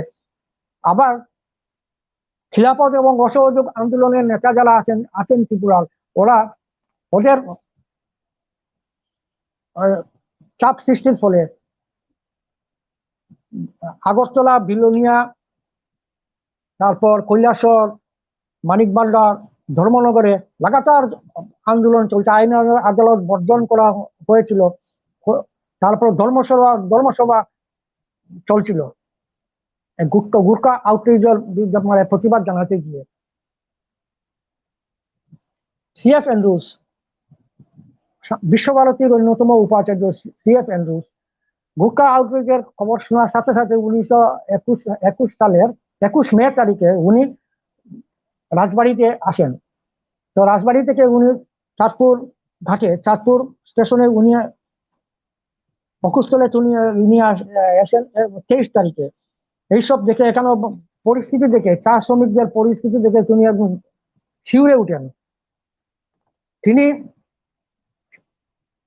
তাদের পাশে থেকে তারপর তিনি 26 তারিখ তিনি চলে যান কলকাতায় মির্জাপুর স্ট্রিটে, মির্জাপুর পার্কে বেঙ্গল লেবার ফেডারেশন আহূত জনসভায় তিনি ভাষণ দিয়েছিলেন এবং তিনি চাঁদপুরের অবস্থানরত চা শ্রমিকদের শোচনীয় পরিস্থিতি এবং গুর্খা আউটরিচ, গুর্খা আক্রমণ, তারপর সলিল সমাধির সেই সমস্ত বিষয়টি এবং উত্তর পূর্বাঞ্চলের চা সাম্রাজ্যে ওদের উপর কিভাবে নির্যাতন হচ্ছিল সেই সব দৃশ্য তিনি বর্ণনা করেছিলেন সেই জনসভায়। ফলে কলকাতার ছাত্ররা গান গেয়ে মিছিল করে ধর্মঘটি চা শ্রমিকদের জন্য ওরা ত্রাণ সামগ্রী সংগ্রহ করেছিলেন। সিএফ অ্যান্ড্রুস সেই সব ত্রাণ সামগ্রী নিয়ে তিনি আবার চলে আসলেন চাঁদপুরে মে মাসের 30 তারিখ। চাঁদপুরে এসে তিনি ওগুলো দিয়ে তিনি আবার চলে যান চট্টগ্রাম। 3 এবং 4 জুন 2 দিন, 3 এবং 4 জুন তিনি 2 দিন তিনি সমগ্র চট্টগ্রাম তিনি ঘুরেছেন এবং স্থানে স্থানে জনসভা করেছেন এবং হাজার হাজার মানুষ সেই সব জনসভা থেকে ত্রাণ সামগ্রী সিএফ অ্যান্ড্রুজের হাতে তুলে দিয়েছিল। এই পর্বে সিএফ অ্যান্ড্রুজের কলম, গলার মালা এবং তার পাঞ্জাবি নিলাম হয়েছিল। সেই নিলামে 1300 টাকা উঠেছিল। সিএফ অ্যান্ড্রুজ সেই সব টাকাটা তিনি আবার নিয়ে এসে চাঁদপুরে চা শ্রমিক এবং রেল শ্রমিকদের প্রয়োজনে খরচ করার জন্য তিনি ওখানে দিলেন। তারপর অ্যান্ড্রুজ আসেন অনুসন্ধানের জন্য যে চরগোলাবেড়িতে কি ধরনের চা শ্রমিক নির্যাতন চলতো সেই সব খবরাখবরের জন্য উনি করিমগঞ্জে এসেছিলেন এবং ইনি থেকেছিলেন কৃষ্ণচন্দ্র দত্তের বাড়িতে। তাকে এক সংবর্ধনা দেওয়া হয়েছিল করিমগঞ্জ মিশন গার্লস স্কুলে। আজকে বর্তমানে যেখানে রবীন্দ্র সদন গার্লস কলেজ দাঁড়িয়ে আছে সেই জায়গাটা ছিল মিশন গার্লস স্কুলের। তো অ্যান্ড্রুসকে নাগরিক সংবর্ধনা দেওয়া হয়েছিল। তারপর সিএফ এন্ড্রুস তিনি ওখান থেকে তিনি সোজা চলে যান দার্জিলিং শৈলাবাসে। উনি গিয়ে সরকারের সাথে তিনি তিনি আন্দোলন আলাপ আলোচনা শুরু করলেন যে স্ট্যান্ডার্ড লেবারার যারা আছে ওদেরকে আপনারা যাওয়ার রাস্তা আপনারা খুলে দিন, কারণ ওদেরকে আটকে রাখা হয়েছে, ওদেরকে যেতে দেওয়া হচ্ছে না, ওদেরকে চা বাগানে ফিরিয়ে যাওয়ার জন্য প্রেশার দেওয়া হচ্ছে। তো শেষ পর্যন্ত জনমতের চাপ, তারপর আপনার বিশপ, কলকাতার বিশপ, আসামের বিশপ সিএফ এন্ড্রুস, তারপর যতীন্দ্রমোহন সেনগুপ্ত কংগ্রেস সংগঠন, তারপর চিত্তরঞ্জন দাস যিনি চাঁদপুরেও তিনি এসেছিলেন তার স্ত্রী সহযোগে। তো এক সময় সরকারও একটা অনমনীয় মনোভাব থেকে ফিরিয়ে আসতে বাধ্য হয়। আচ্ছা, মধ্যখানে একটা কথা রয়েছে যে চাঁদপুরের সেই ঘটনার পরিপ্রেক্ষিতে সবচেয়ে বড় আন্দোলন সংগঠিত হয়েছিল চট্টগ্রামে, কারণ চাঁদপুরের ঘটনার সেই পরিপ্রেক্ষিতে চট্টগ্রামের কংগ্রেস এবং অসহযোগীরা চট্টগ্রামের যে রেল ওয়ার্কশপ সেখানে ওরা গিয়েছিলেন এবং রেল ওয়ার্কশপের শ্রমিকরা ধর্মঘটে সামিল হয়েছিল। ওরা ধর্মঘটে সামিল হওয়ার ফলে ওদেরকে কোয়ার্টার থেকে বের করে দেওয়া হয়েছিল। সেই খবর জানার সাথে সাথে যতীন্দ্রমোহন সেনগুপ্ত, তারপর যতীন্দ্রমোহন সেনগুপ্ত, সুকেন্দ্র বিকাশ সেন, শামসুদ্দিন শাসারামি, তারপরে হাজি সাহেব, তারপর মোহাম্মদ মুসা, ওরা সবাই গিয়ে হাজির হলো।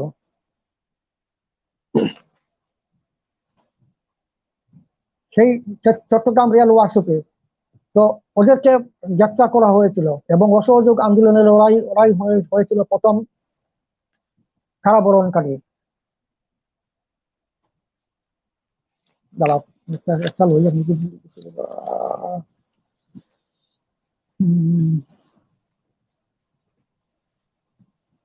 যতীন্দ্রমোহন সেনগুপ্তের সাথে ছিলেন নৃপেন্দ্রচন্দ্র বন্দ্যোপাধ্যায় যিনি চট্টগ্রাম গভর্নমেন্ট কলেজের ভাইস প্রিন্সিপাল ছিলেন এবং অসহযোগ আন্দোলনের অংশগ্রহণ করতে গিয়ে চাকরি ছেড়েছিলেন। ছিলেন সূর্য সেন, ছিলেন অম্বিকা চক্রবর্তী, ছিলেন গণেশ ঘোষ, অনন্ত সিংহ, নির্মল সেন, চারু বিকাশ দত্ত, ধীরেন্দ্রলাল চক্রবর্তী, সুকেন্দ্র বিকাশ সেনগুপ্ত, সুশান্ত চৌধুরী, সতীন দাস, বিনোদ দত্ত, একরামুল হক, মোহাম্মদ হারুন, সেরাজুল হক, শামসুদ্দিন শাসারামি, মোহাম্মদ মুসা এবং শেখ চাগো মৌলভী কাশেম আলী এবং চট্টগ্রাম আকিয়াব স্টিমার সার্ভিসেসের স্বত্বাধিকারী হাজি সাহেব। এখানে সেই হাজি সাহেবের কথাটা এখানে উল্লেখ করতে, কারণ সেই সব ধর্মঘটী চা শ্রমিকদের এবং রেল শ্রমিকদের খাদ্য, বস্ত্র, ওষুধ সেই সব পরিষেবা প্রোভাইড করতে গিয়ে প্রচুর ঋণ হয়েছিল যতীন্দ্রমোহন সেনগুপ্তের। সেই হাজি সাহেব সেই ৬০,০০০ টাকা তিনি একাই ঋণটা পরিশোধ করে দিয়েছিলেন। আর যাদেরকে চট্টগ্রাম রেল ওয়ার্কশপে যাদেরকে মানে কারাবরণ করেছিল বা যাদেরকে অ্যারেস্ট করে নেওয়া হয়েছিল অসহযোগ আন্দোলন করে, তারা হলেন সুকেন্দ্র বিকাশ সেনগুপ্ত, মোহাম্মদ হারুন, প্রেমানন্দ দত্ত, সিরাজুল হক, শামসুদ্দিন শাসারামি, গঙ্গাধর পুঙ্গা, মোহাম্মদ মুসা, নলিনীরঞ্জন মিত্র। ওরাই ছিলেন অসহযোগ আন্দোলনের প্রথম বন্দী। ২১ জুন তারিখে ওদেরকে অ্যারেস্ট করা হয়েছিল। যতীন্দ্রমোহন সেনগুপ্তকে গ্রেপ্তার করা হয়েছিল ২৪ সেপ্টেম্বর। তার ৩ মাসের জেল হয়েছিল ২০ অক্টোবর থেকে। তখন যতীন্দ্রমোহন সেনগুপ্তকে চট্টগ্রাম জেলে রাখার সাহস করতে পারেনি ব্রিটিশ কর্তৃপক্ষ, তাকে নিয়ে যাওয়া হয়েছিল কলকাতা আলিপুর সেন্ট্রাল জেলে। যাই হোক, সেই সব আন্দোলনের পরিপ্রেক্ষিতে একসময় ব্রিটিশরাও মানে ঊর্ধ্বতন কর্তৃপক্ষ নমনীয় মনোভাব নিতে বাধ্য হলেন। ফলে সিদ্ধান্ত হলো যেসব শ্রমিকরা দেশে ফিরে যাবে তাদেরকে যেতে দেওয়া হবে, যারা কর্মক্ষেত্রে ঘুরে যেতে ইচ্ছুক তাদেরকে কোনো ধরনের বাধা প্রদান করা হবে না। আর যদি কেউ অন্য কোনো কর্মক্ষেত্রে কাজ করতে চায় যেতে পারবে। এক্ষেত্রে আমরা বলতে পারি ত্রিপুরার কথা। ত্রিপুরায় তখন নতুন করে চা বাগান গড়ে উঠছে। তো ধর্মঘটি চা শ্রমিকদের কিছু অংশকে যদি ত্রিপুরায় আনা যায় তাহলে এখানে চা শিল্প গড়ে তোলা সম্ভব। এই মর্মে ত্রিপুরা থেকে চিঠি দেওয়া হয়েছিল পলিটিক্যাল এজেন্টকে, যে তিনি যেন বেঙ্গল গভর্নমেন্টের সাথে আলাপ আলোচনা করে ধর্মঘটি চা শ্রমিক যারা মুলুক যাত্রায় বেরিয়েছে বা মুলুক যাত্রায় যেতে বদ্ধপরিকর, ওরা যদি আমাদের বাগানে আসে তো সব ধরনের সাহায্য সহযোগিতা করে আমরা ওদেরকে এখানে পুনর্বাসন আমরা দেবো। তো দেখা যায় যে ধর্মঘটি চা শ্রমিকদের কিছু অংশ দেশে ফিরে গিয়েছিল। তো দেশে যে ফিরে গিয়েছিল এবং কোথায় গিয়েছিল সেই সময় খবর পাওয়া যাচ্ছে দীনবন্ধু চার্লস পিয়ার অ্যান্ড্রুজের 26 জুন তারিখের টেলিগ্রাম থেকে। উনি সেখানে গিয়েছিলেন এবং তাদের কিভাবে কতদূর তাদেরকে পুনর্বাসন দেওয়া হচ্ছে, কি ধরনের সুযোগ সুবিধা দেওয়া হচ্ছে, তিনি সবকিছু দেখে সেখান থেকে তিনি টেলিগ্রাম করেছিলেন। তার টেলিগ্রামের হিসাব মতো প্রায় 6000 শ্রমিক সেখানে গিয়ে পুনর্বাসিত হয়েছিল। আবার আমার অমলেন্দু গুহের মতে প্রায় 4000 শ্রমিক কর্মক্ষেত্রে ফিরে এসেছিল। আবার আমরা দেখেছি যে ত্রিপুরায় কিছু অংশ কয়েক হাজার শ্রমিক ত্রিপুরায় ঢুকেছিল। গতিকে যে সরকারি হিসাবে যে 8799 জন শ্রমিক অংশগ্রহণ করেছিল তা ঠিক নয়, তার চেয়ে অনেক বেশি। আমার মনে হয় বরং জয়ন্তভূষণ ভট্টাচার্য তিনি যে 12,000 শ্রমিকের কথা বলেছিলেন, আমার মনে হয় সেটাই সঠিক। সেই সব শ্রমিক আন্দোলন নিয়ে, তার ফলাফল নিয়ে বিভিন্ন ধরনের মন্তব্য প্রকাশিত হয়েছিল। তো ইম্পেরিয়াল লেজিসলেটিভ কাউন্সিলের মেম্বার স্যার হেনরি হুইলার, যাকে সেই আন্দোলনে তদন্ত করার জন্য দায়িত্ব দেওয়া হয়েছিল, তিনি একতরফাভাবে অসহযোগ আন্দোলনকারীদের তিনি দায়বদ্ধ করেছিলেন। একই সুর ধ্বনিত হয়েছিল স্যার ব্লুমফিল্ড, উনার বক্তব্য। উনিও ভদ্রলোক কংগ্রেস ম্যানদেরকে উনি দায়ী করেছেন যে ওদের উপর তাদের একটাই বক্তব্য যে ওদের উপর কোনো ধরনের টর্চার কখনো মানে কর্মক্ষেত্রে করা হয়নি, বা কোনো ধরনের নির্যাতনা করা হয়নি, বা কোনো ধরনের শোষণ করা হয়নি। সবকিছু অসহযোগীদের সৃষ্ট। তিনি তার history of Khilafat and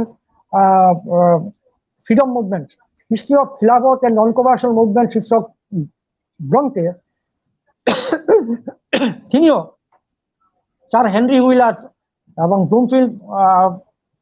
sir Bloomfield ওনার বক্তব্যকে উনি সমর্থন করেছিলেন। কিন্তু উনি আরেকটা কথা বলেছেন যে একটি জাতীয়তাবাদী সংবাদপত্র এক্ষেত্রে ভয়ঙ্কর মানে ভূমিকা নিয়েছিল, মানে গুরুতর ভূমিকা নিয়েছিল।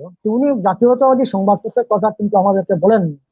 কিন্তু আমরা জানি সেই জাতীয়তাবাদী সংবাদপত্র হচ্ছে জনশক্তি। কারণ 1921 সালের 20 মে তারিখে যে গুর্খা আউটরিচ হয়েছিল, বা তার আগের দিন 19 তারিখে যে চা শ্রমিকদের সলিল সমাধি হয়েছিল, তার উপর ভিত্তি করে এবং ফিল্ড ভিজিট করে সার্ভে করে যে রিপোর্ট বেরিয়েছিল, নির্যাতন নীতি শীর্ষক প্রতিবেদন যেটি বেরিয়েছিল 24 তারিখে, তার পরিপ্রেক্ষিতে 25 তারিখ সিলেটের ডেপুটি কমিশনার মিস্টার ডোজন উনি এই জনশক্তির জামানত 500 টাকা থেকে বাড়িয়ে করে দিলেন 2000 টাকা। পাশাপাশি উনি মুদ্রাকর এবং প্রকাশক উনাকে মানে sorry to Mr. Mohanto, sorry to make a humble request. Actually, I would like to make a humble request to you to please brief your deliberation to make please because we have got some time constraint. So জনশক্তি মুদ্রাকর এবং প্রকাশক উনিও arrest হয়েছিলেন। জনশক্তি পত্রিকা দপ্তর এবং আরো সংশ্লিষ্ট সব বাসাও তখন খানা তল্লাশি করা হয়েছিল। তো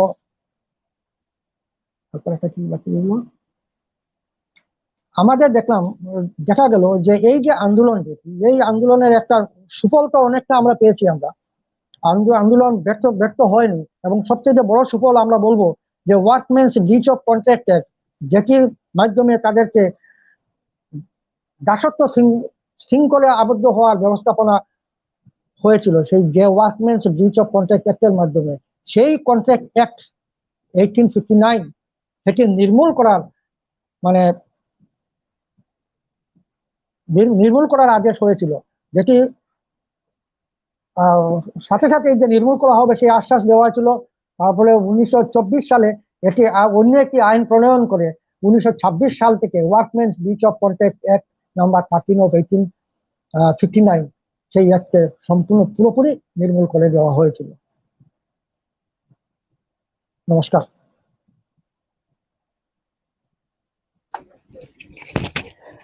what is splendid research, just আমাদের খুব খারাপ লাগছে যে আপনাকে আমাদের আননেসেসারি একটু ইন্টারফিয়ার করতে হয়েছে, কিন্তু আমাদের খুব মানে দুর্ভাগ্য যে আমরা আরেকটু ডিটেইলডে শুনতে পারলাম না। But I would like to say that it is a really a splendid research work, and we are getting reaction from different corners of the society congratulating you the beautiful document for this beautiful documentation. So once again a hearty kudos to you. Thank you very much, Mr. Mohanto. And the more important thing is that I mean, even not being a so-called academician, Mr. Mohanto has developed a wonderful research interest, and out of that interest he has documented the forgotten history of Chargola, and that is really adorable. যেটা আপনার কাছে জানতে চাইছি আমি একটু, যে আমরা আমাদের অনেকের মধ্যে একটা কনফিউশন আছে যে চরগোলা বলতে আমরা করিমগঞ্জের রাস্তায় মানে ধরুন শিলচর থেকে করিমগঞ্জ যাওয়ার যে রাস্তায় যে চরগোলা পাই সেই চরগোলা, না আপনার এতে বারবার পাচ্ছি আলিপুরের পাশে চরগোলা? আচ্ছা শুনুন, আমি বলছি, আমি এই যে শিলচর করিমগঞ্জের রাস্তার যে চরগোলা যেটি, সেই জায়গাটির অ্যাকচুয়াল নাম নিয়াইগ্রাম। নিয়াইগ্রাম তো চরগোলা ভ্যালির চা পাতা নদীর মধ্য দিয়ে নদী দিয়ে এসে উঠানো হতো। আসাম বেঙ্গল রেল লাইনের উপরে চরগোলা নামে একটা রেল স্টেশন করা হয়েছিল। সেই রেল স্টেশনে উত্তর চরগোলা ভ্যালির চা পাতা, সেই জন্য এই অঞ্চলটি সেই রেল স্টেশন থেকে আলটিমেটলি অঞ্চলটির নাম হয়ে গেল চরগোলা। কিন্তু চরগোলার অবস্থান হচ্ছে এই আনিপুর, রামকৃষ্ণনগর, নিবিয়া, দুর্লভছড়া নিয়ে এই বিশাল এলাকা নিয়ে, মানে পূর্বে সরসপুর বা ছাতাছড়া পাহাড়, পশ্চিমে দুহালিয়া পাহাড়, দক্ষিণে লুসাই পাহাড়, এবং সেটা মোটামুটি করিমগঞ্জ টাউন থেকে কতটা দূর হতে পারে? করিমগঞ্জ টাউন থেকে আনিপুরের দূরত্ব 40 কিলোমিটার। সেই হিসেবে মোটামুটি চরগোলা অবস্থান করিমগঞ্জ থেকে 50 কিলোমিটারের মতো। না, চরগোলা মানে একদম এক্সট্রিম পয়েন্ট যেটা আছে নিবিয়া, হ্যাঁ, নিবিয়া চেরাগি পর্যন্ত চরগোলা ভ্যালির সব চা বাগান গুলো ছিল। ওটার ডিস্টেন্স হবে প্রায় 60 কিলোমিটার। এতটুকু জায়গা ওরা হেঁটে এসেছিল। এই যে বিরাট যে প্রব্রজনটা, এটাই এটা বিশাল ব্যাপার। এবং আপনাকে আন্তরিক ধন্যবাদ জানাই, আপনি এই মানে আপনার এই যে রিসার্চ মানসিকতার জন্য, এবং আপনি যে এই ডকুমেন্টেশনটা তুলে ধরেছেন সারা ইতিহাস আপনার কাছে, বরাক উপত্যকা আপনার কাছে ঋণী থাকবে এই ইতিহাস রচনা করার জন্য। অনেক অনেক ধন্যবাদ, অনেক ধন্যবাদ আমরা মহন্ত বাবুকে জানাই। আমিও ঋণ প্রকাশ করছি। আমি যেসব বই থেকে আমি তথ্য আহরণ করেছি, বিশেষ করে আমি ঋণ প্রকাশ করছি আমার জয়ন্তভূষণ ভট্টাচার্য, অমলেন্দু গুহ, সুদীপ চৌধুরী বা আরো অন্যান্য যেসব গ্রন্থাবলী আমি ব্যবহার করেছি, কুলি কাহিনী বা যেগুলো আছে তথ্য আমার যে বইয়ের পিছন দিকে আছে, আপনারা দেখবেন যে আমি সব গ্রন্থের গুলোর নাম লিখেছি। আমি বলতে প্রতিটা আপনার এই বইটা কোথায় পাওয়া যাবে? যারা ইন্টারেস্টেড যারা আছেন তারা যদি কেউ কিনতে চান, এই বইটা কোথায় পাওয়া যাবে একটু কাইন্ডলি যদি বলে দেন। ওই বইটা পাওয়া যাবে গুলদিঘি শপিং মলে বাতায়ন কাউন্টারে। বাতায়ন কাউন্টার বা আবাহনে আপনার বইটাকে পাওয়া যাবে। ওটা কি অনলাইন পাওয়ার কোনো ব্যবস্থা আছে? হ্যাঁ, বাতায়ন কাউন্টার গোবিন্দ দে অনলাইনে, গোবিন্দ কংস অনলাইনেও পাঠিয়ে দেয়। সে ব্যবস্থা সে করছে। আচ্ছা, অনেক ধন্যবাদ, অনেক ধন্যবাদ। আমরা একটা একটা একটা খুব ভালো প্রপোজাল পেয়েছি ডক্টর বিদ্যুৎ Bora from Jorhat College. He said that he is willing to organize a joint webinar with the Department of Political Science, Gurucharan College, Silchar, on this topic, that means on Chargola Exodus. Thank you, Dr. Bora. I am really indebted to you, and it is very much exciting for us also to go for the collaboration. I would like to request you, please, kindly to submit a proposal to our principal sir for the necessary proceedings. So please submit a proposal to our principal sir. Thank you very much. So এবারে আমরা আস্তে আরেকটু এগিয়ে যাই, আমাদের এই ওয়েবিনারকে আরেকটু এগিয়ে নিয়ে যাই। Now it's time to hear from Dr. Debashree Dotto, Head and Associate Professor, Department of History, Women's College, Silchar. So Debashree Di, welcome again in this virtual platform, and we are eagerly waiting to hear from you. But just as the protocol, just before going to the deliberation, I would like to request my esteemed colleague, Sri Shukanto Sinha. Shukanto Sinha, please, are you there? Shukanto Sinha, please. I would like to request our colleague, Sri Shukanto Sinha, to introduce our guest to our viewers. Over to Shukanto Sinha, please. Yes. Good morning, everybody. Let me introduce the next guest. That is Debashree Dotto. Debashree Dotto is a professor and head at the Department of History, College, Silchar. She was awarded PhD from Goa University for research on the topic Women of the Barak Valley and the Indian national movement. Dr. Dotto continued the research traditions of her father, Professor Debashree Dotto, a great historian of the regions, by contributing a lot in the study and research of sociocultural history of Barak Valley. Her edited book entitled Satabdi Dalil, which is a compilation of the history of 3 age-old institutions of Silchar, authored by Debashree Dotto, is highly acclaimed in academic field or circle. Our thought-provoking research articles have been published in different research journals of the Valley. These publications include largely the areas like exploring untold history of the Barak Valley during the national movement, position and role of women in Surma Barak regions, etc. She has been one of the editors of the annual research journal of Women's College for a long time. Under her own editorship, the Platinum Jubilee Souvenir of Silchar Sangit Vidhalaya received high academic acclamations even outside the valley, which contribute a lot in documenting the sociocultural history of this region that has been the victim of many political upheavals time and again since independent period. Today, the topics on which she will deliver the excellent deliberations. The topic is the Chargola Exodus and the later tea garden labor movement in the first district during the British period. I request Ma'am's president. Thank you.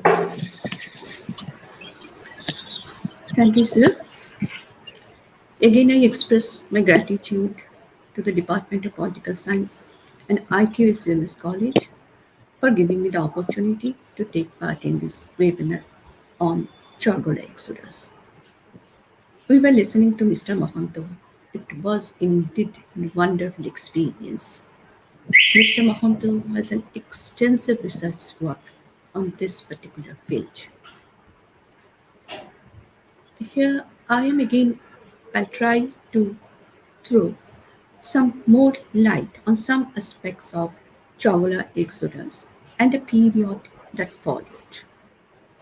Here, in the beginning, I must tell that the coordinator has requested me to explain the background in a nutshell. As Mr. Mohanto's, as though this has been explained by Mr. Mohanto, it is for the convenience of our for the listeners of our broader sphere. I'm going to explain this again, though there will be some repetition. At the very beginning, the confusion which Shulpa Madam was pointing out, that this area, Chargola, the area Chargola Valley, centering which we are discussing today, on which we are discussing today. This portion, this Chargola Valley, during that time, it was located in the Sylhet district. During that time, Sylhet and Kachar, these districts, though within the state of Assam, these were known as the Surma Valley. During the partition of the country, major portion of Sylhet was included in Didan, East Pakistan. Kachar, comprising of Kachar and Hailakandi districts, and a portion of Sylhet district, Karimganj, in recent times, is being referred as Barak Valley. It can be said that the most commendable step taken by the British rulers towards the material development of eastern region of the country was the introduction of tea industry. The first major tea venture was started in Upper Assam in 1839. Tea industry satisfied the economic interest of the East India Company, and it encouraged them to expand the plantation in other parts of the state. Kachar, administered by the Dimasas, was annexed to the British territory in 1832.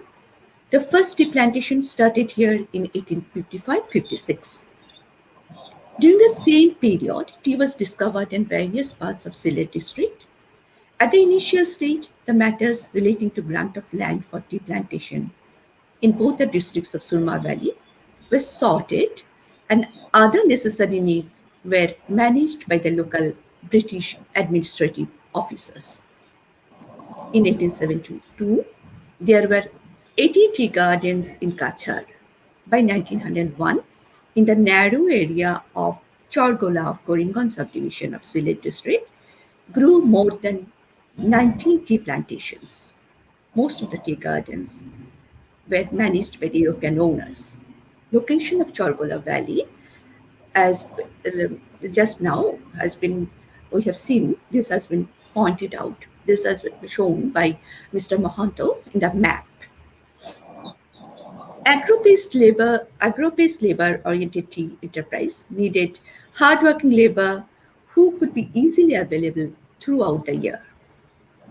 For very many reasons, the unavailability of proper labor force stood in the way of the progress of tea plantation in Sylhet Kachar. To meet the problem, it was decided to bring labor from North India. For the purpose, professional labor agents were engaged. While the British administrators and the planters were contemplating to import labor from other parts of the country, there was famine in many parts of India. The famine-affected areas became fertile fields for them, from where they could allure the people to come to a foreign land in search of a new job.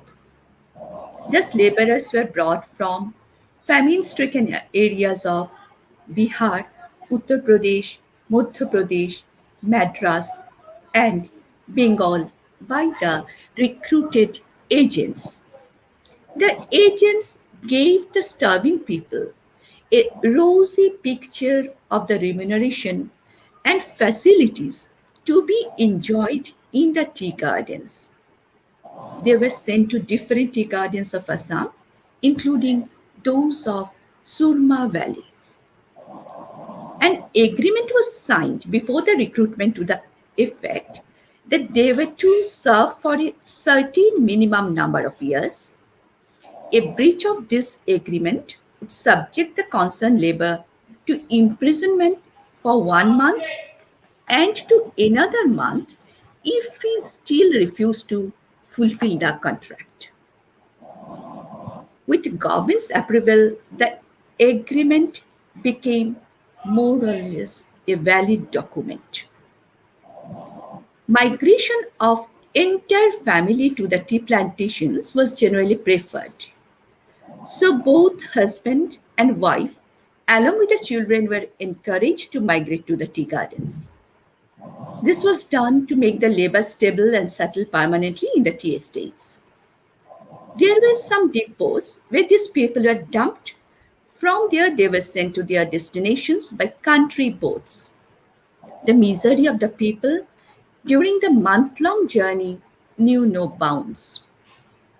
They were virtually packed up in boats like animals. Even the privacy of women was also not taken into consideration.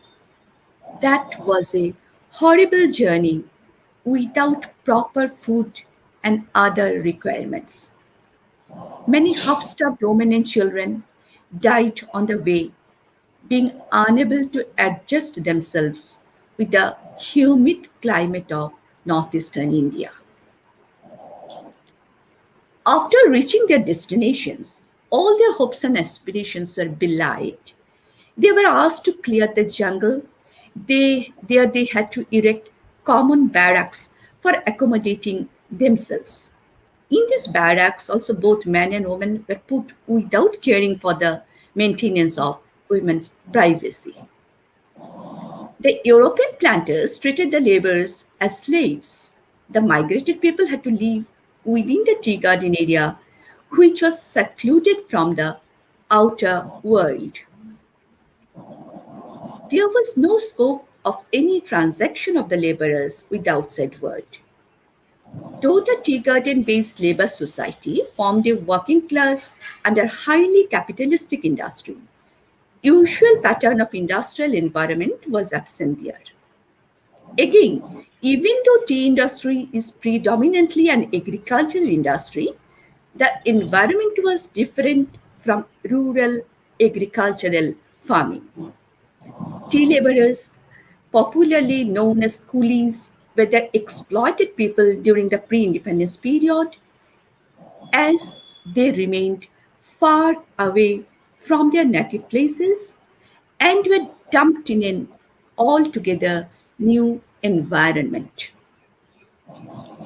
Unable to bear the adversities, the migrated people sometimes tried to fly away from the gardens. As the authority was aware of the fact, in some gardens they had their secret prisons where the captured runaway laborers were kept imprisoned. These prisons were named as discipline houses. The state of affairs has been described by Surendranath Banerjee as quasi-slavery. As pointed out by Mr. Mohanto, the introduction of coins, which were acceptable only within the boundary of a particular garden, that was also a method of keeping the coolies confined within the boundary of their respective gardens. The wage of the coolies was so low that it was impossible for them to meet their livelihood. A special characteristic of the tea gardens was that there the ratio of male and female laborers was almost 50-50. The tea planters preferred women workers to the men, and the women workers played important role in the process, as they were considered more sincere in plucking the tea leaves. Employment of more women in the tea estates was economically beneficial for the British planters for a variety of reasons. Further, sexual atrocities were committed on helpless and ruthless women workers by the European planters and managers. Many women committed suicide as they could not conceal their physical assault. A 5-act drama authored by Dakshina Ranjan Chattopadhyay was published in Calcutta in 1875. In its title cover, the book carried a picture which portrayed how a coolie girl was oppressed by a white planter. We have heard from Mr. Mohanto that the first initiative for taking the coolie issues in broader sphere was taken by a reporter from Kachar, though his name is not yet known to us. Towards the end of the 19th century, the Brahmo Samaj took it as their agenda to make the people aware of the problems of the labor in the Assam tea gardens. The Indian Association was also engaged in the effort to bring consciousness throughout the country about the condition of the tea laborers in Assam. In 1887, during the Madras session of the Indian National Congress, Indian Association tried to move the issues related to the tea garden laborers, but nothing in that line could be done. Congress leaders were of opinion that only national and no provincial issues could be discussed in the annual sessions. Actually, their logic was baseless, as the tea labor force comprised people from different parts of the country. Next year, in Allahabad session also, Bipin Chandrapal's attempt to incorporate the coolie issue failed. The constant endeavor of the Indian Association and the Brahmo Samaj made the 12th session of the Congress held in Calcutta in 1896 to include the coolie problem in their agenda. The issue of tea garden laborer was taken up by the Indian National Congress in its 4 successive sessions. But it is a matter of regret that it did not take proper interest to understand the actual situation in the tea gardens. The failure of the Congress in this regard prevented them to take any effective step which could put pressure on the government and the planters to take appropriate measures to ameliorate the problems of the tea garden laborers. However, the Bengal Provincial Conference in its first session in 1888 took the issue of the tea laborers of Assam. They adopted a resolution urging the government to appoint a commission to inquiry to look into the grievances of the coolies employed in Assam tea gardens. But it was always difficult to achieve anything in this line because of strong planter provincial government nexus.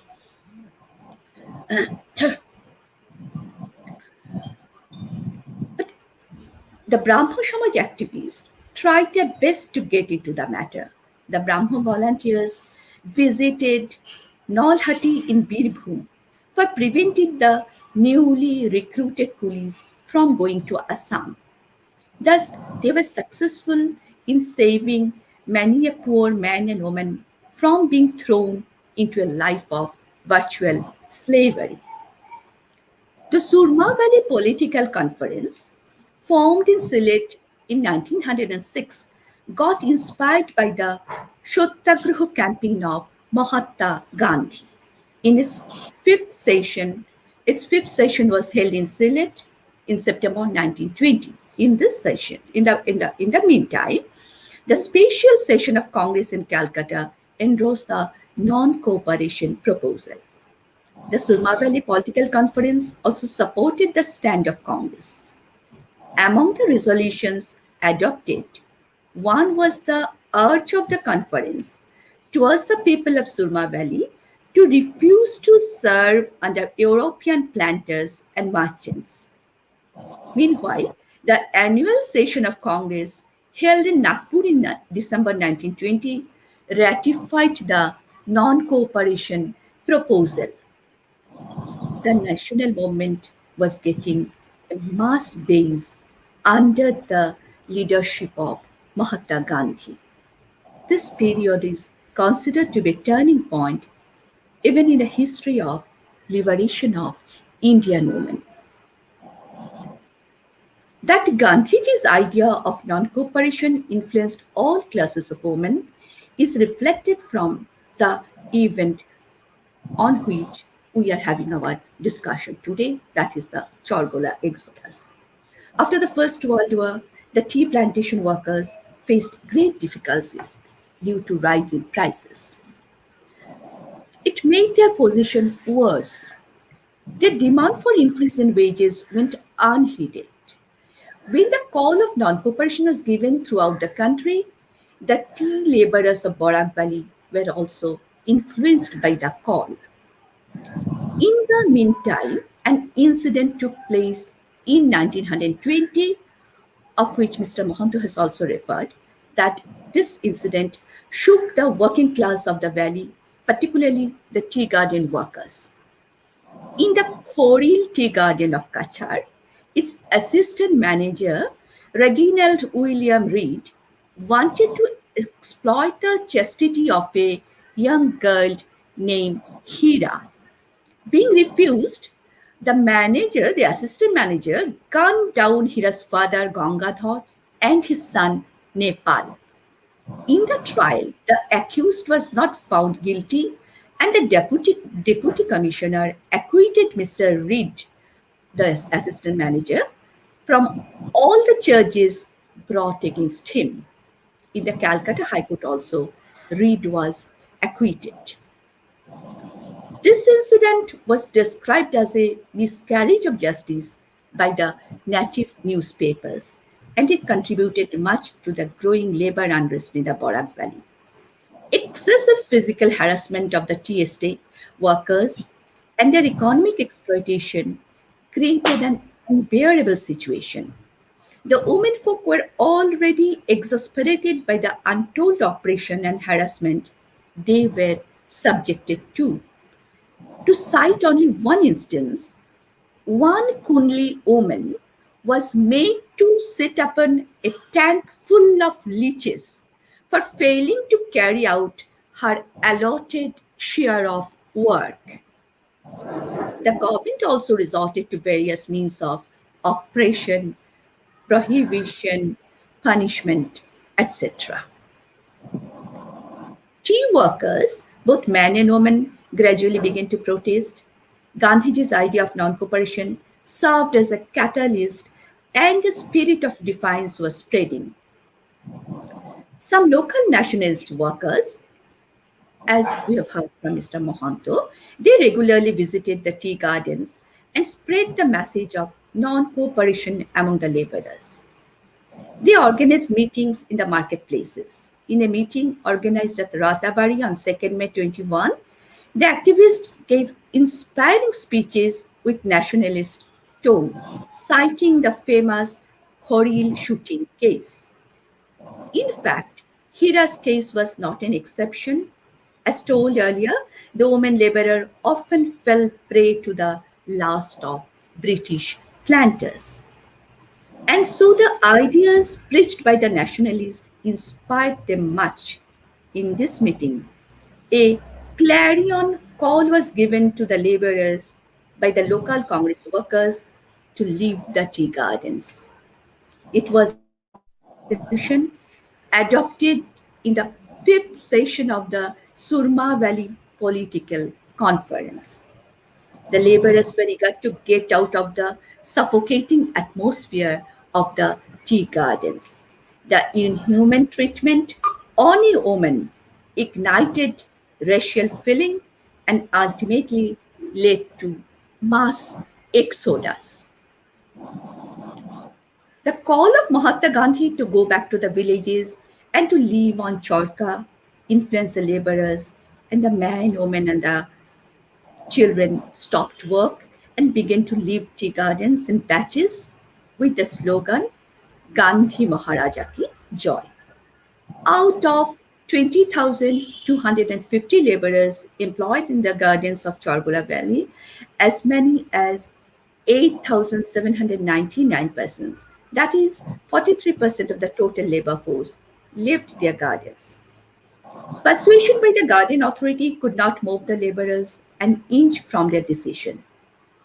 It is heard that a woman in a state of excitement threw her only sari on the face of a government officer, persuading them to go back to their respective gardens. She stood as a rebel in naked defiance of the authority. Since that time, labor movement, which so long had an anti-imperialist character, became part of the national movement as well. The exodus continued, and the helpless condition of the people attracted public attention. Journalist Virojananda Bhattacharjee observed that the laborers were found in tattered rags without a farthing to buy food and cloth, but determined to proceed home. We have just seen the route followed by them in course of their return journey from the map shown by Mr. Mohanto in his deliberation. The laborers came to Karimganj town. The Congress and Khilafat workers of this small town arranged for their food and free passage from Karimganj to Chandpur by train. The railway and the states and the steamship authorities, in order to protect the interest of the planters, refused the laborers accommodation. There was an unprovoked attack on the stranded laborers by the Gurkha soldiers at Chandpur. Great injuries were caused to a number of laborers, including children and women. The misery of their journey has been highlighted by Mr. Mohanto, as we have already heard. The atrocity committed by the Gurkhas soldiers at Chandpur station was condemned from different corners. The government was pressurized to arrange repatriation to these stranded laborers. The administrators tried to absolve themselves of the responsibility of this horrifying incident. The English press was of opinion that no attempt was made to evict them. Then it was not true that the coolies were forced into the river or drowned, as has been alleged.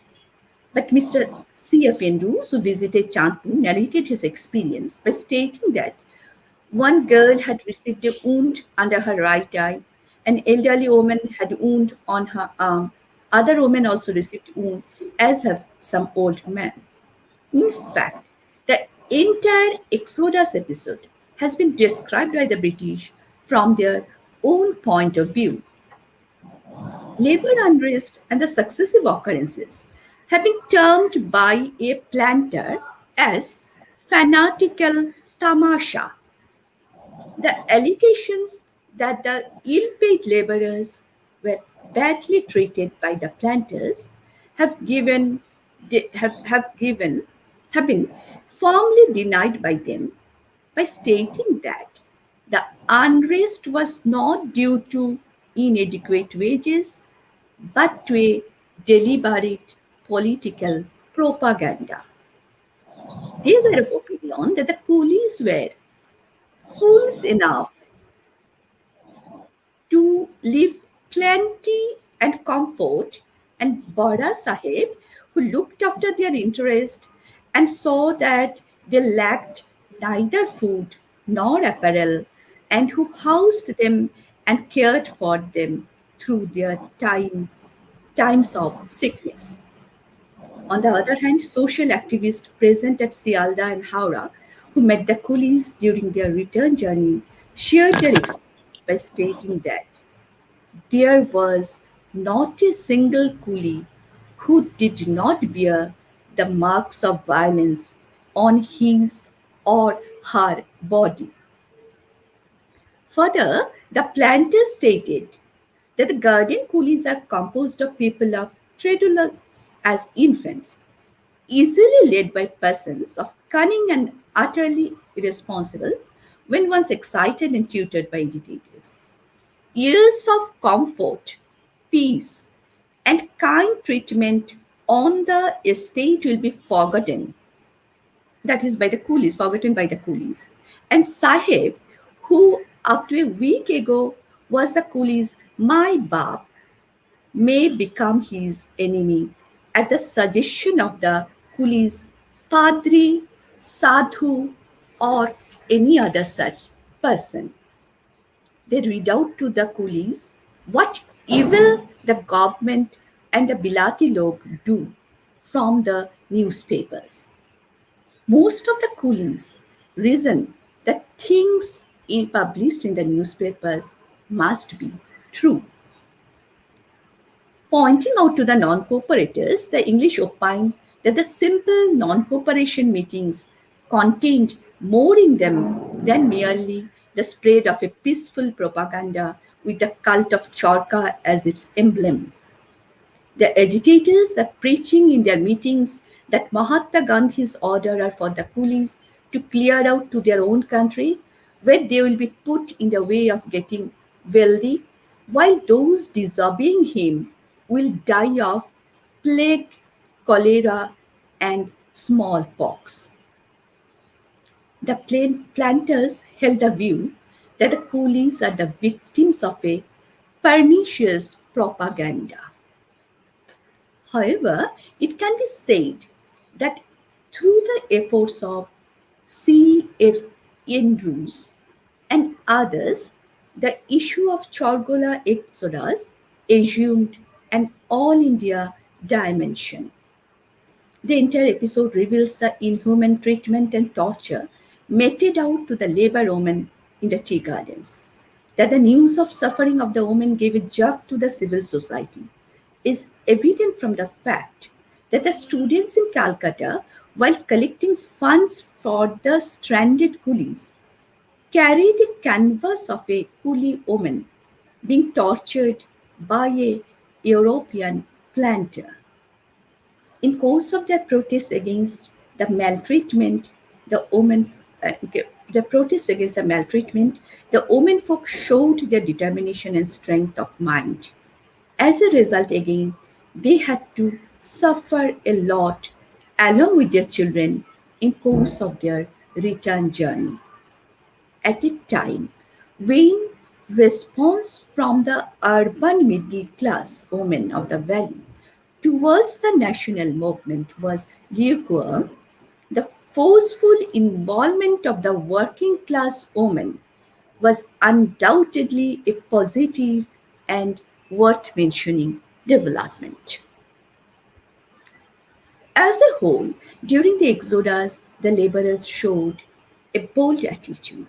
They could organize a long drawn struggle against the foreign exploiters. Their struggle was a part of the national struggle.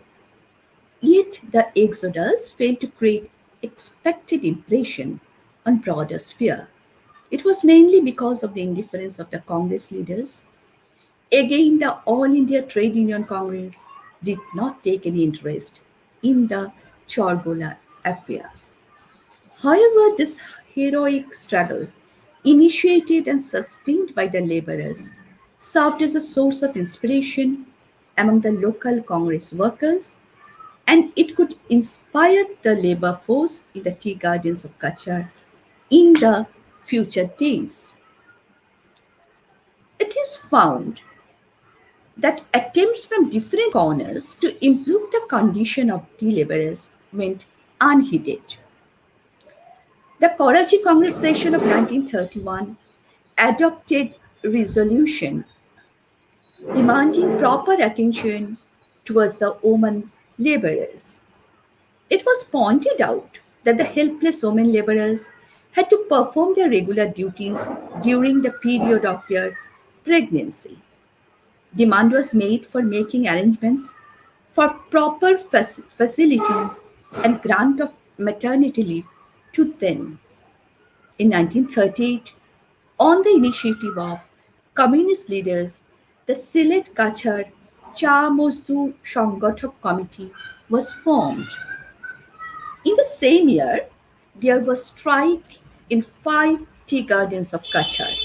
These were Lala Chora, Moinagor, Elenpur, Borakhai, and Orunamont. A procession of tea garden laborers marched to Silchar. In their support, a meeting was held at Silchar. The urban people came out in support of the striking laborers.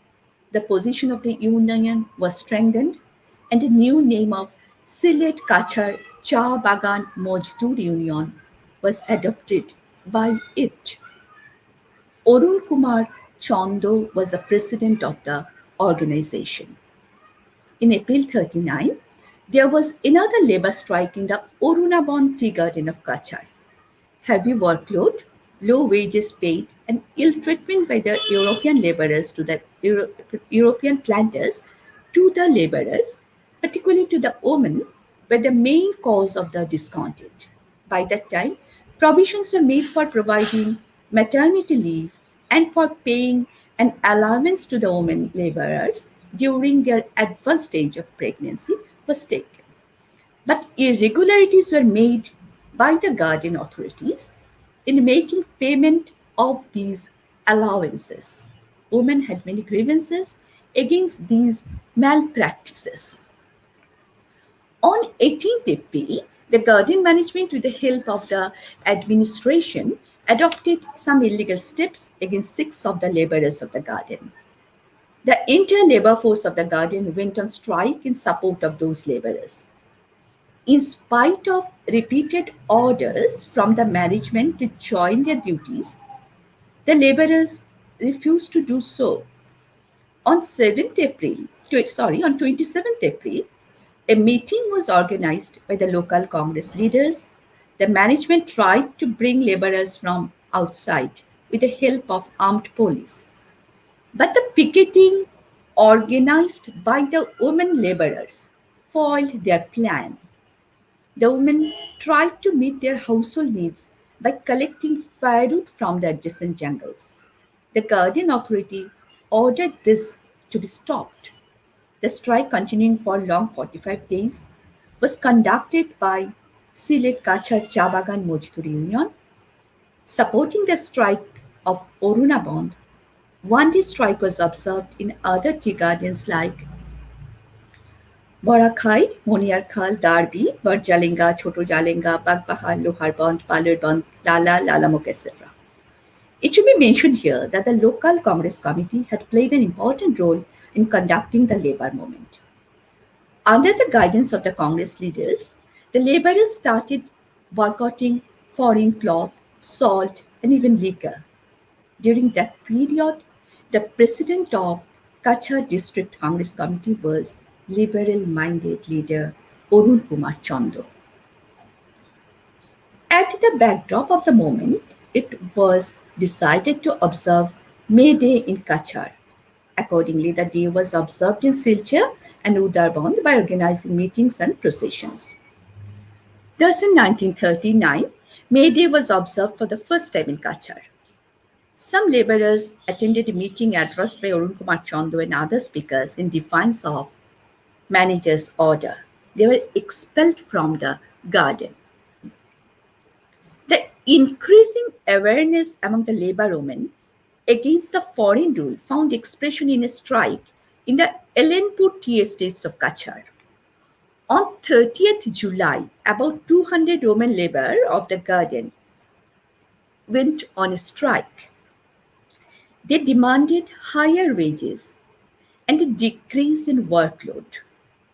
By August 3rd, entire labor force of the garden stopped working. A procession of the laborers proceeded to Silchar and the leaders of the workers' union were arrested. The laborers went back to work on 8th August. The strike directed against British capital had clearly an anti-imperialist character. There was partial improvement of the condition of the laborers. An arrangement was made for granting maternity leave for the women laborers for a period of 3 months. But the process varied from garden to garden. In some gardens, the leave was granted with full pay. In some cases, partial payment was made. And even there were gardens where no payment was made. for the period of leave. There, a one-time payment of rupees 10 at the time of childbirth was granted, which amount was non-refundable. That the planters cared least for these regulations is evident from an incident of Kanchanpur garden. There a woman was paid rupees 12 during the birth of each of her 5 children. But she had to agree to the point that so long she could not pay back the total amount, that is rupees 60, to the garden authority, she and her 5 children won't be able to leave the garden. Moreover, when grown up, the marriages of the girl children will have to be settled according to the will and dictation of the manager. There were many more such instances. In the 40s, in the wake of the Second World War, the communists worked among the tea garden laborers.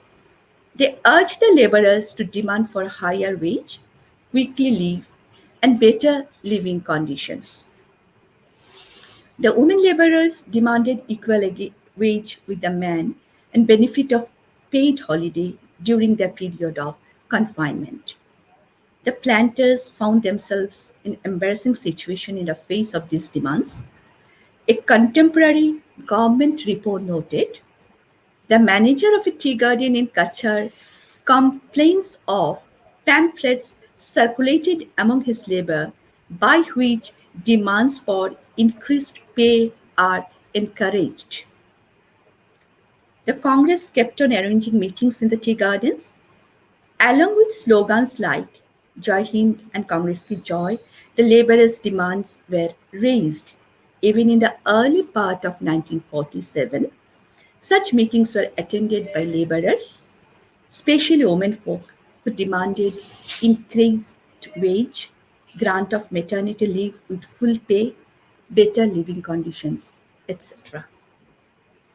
The course of events led to the proposal of partition of the country. The tea gardens of Sylhet were visited by the labor union leaders. They met the laborers and tried to convince them to remain united and to raise demand for allowing them to cast their votes. But dirty political game prevented the laborers from casting their vote in the plebiscite. If they were given scope to cast their vote, the result of the plebiscite would have been different. The working class of the tea gardens who pioneered and organized an effective movement in 1921 were deprived of their right to vote in deciding the future of the country and the people. Thank you.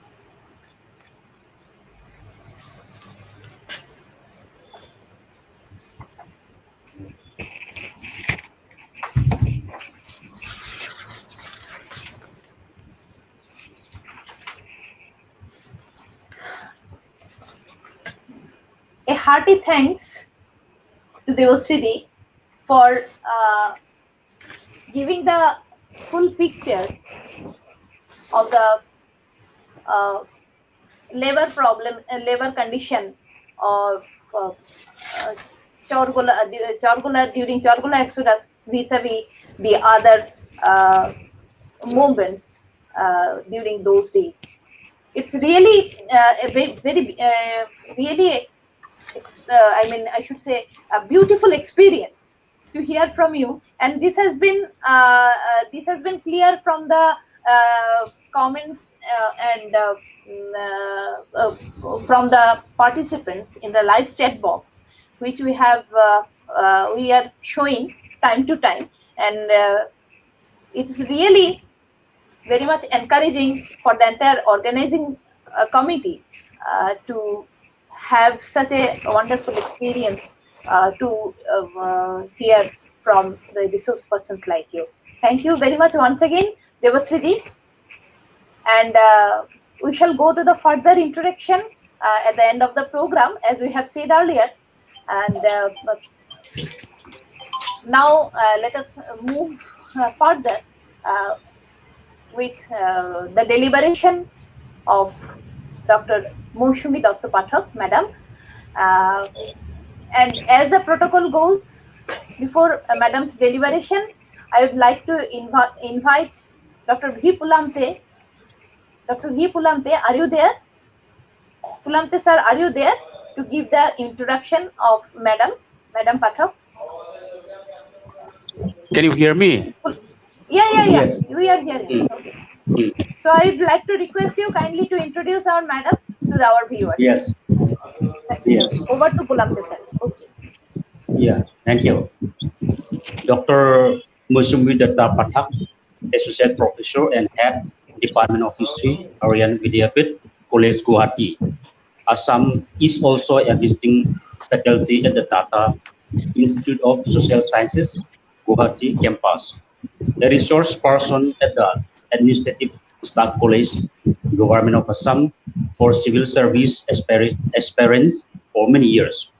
Dr. Pathak has an academic specialization in law and human rights too.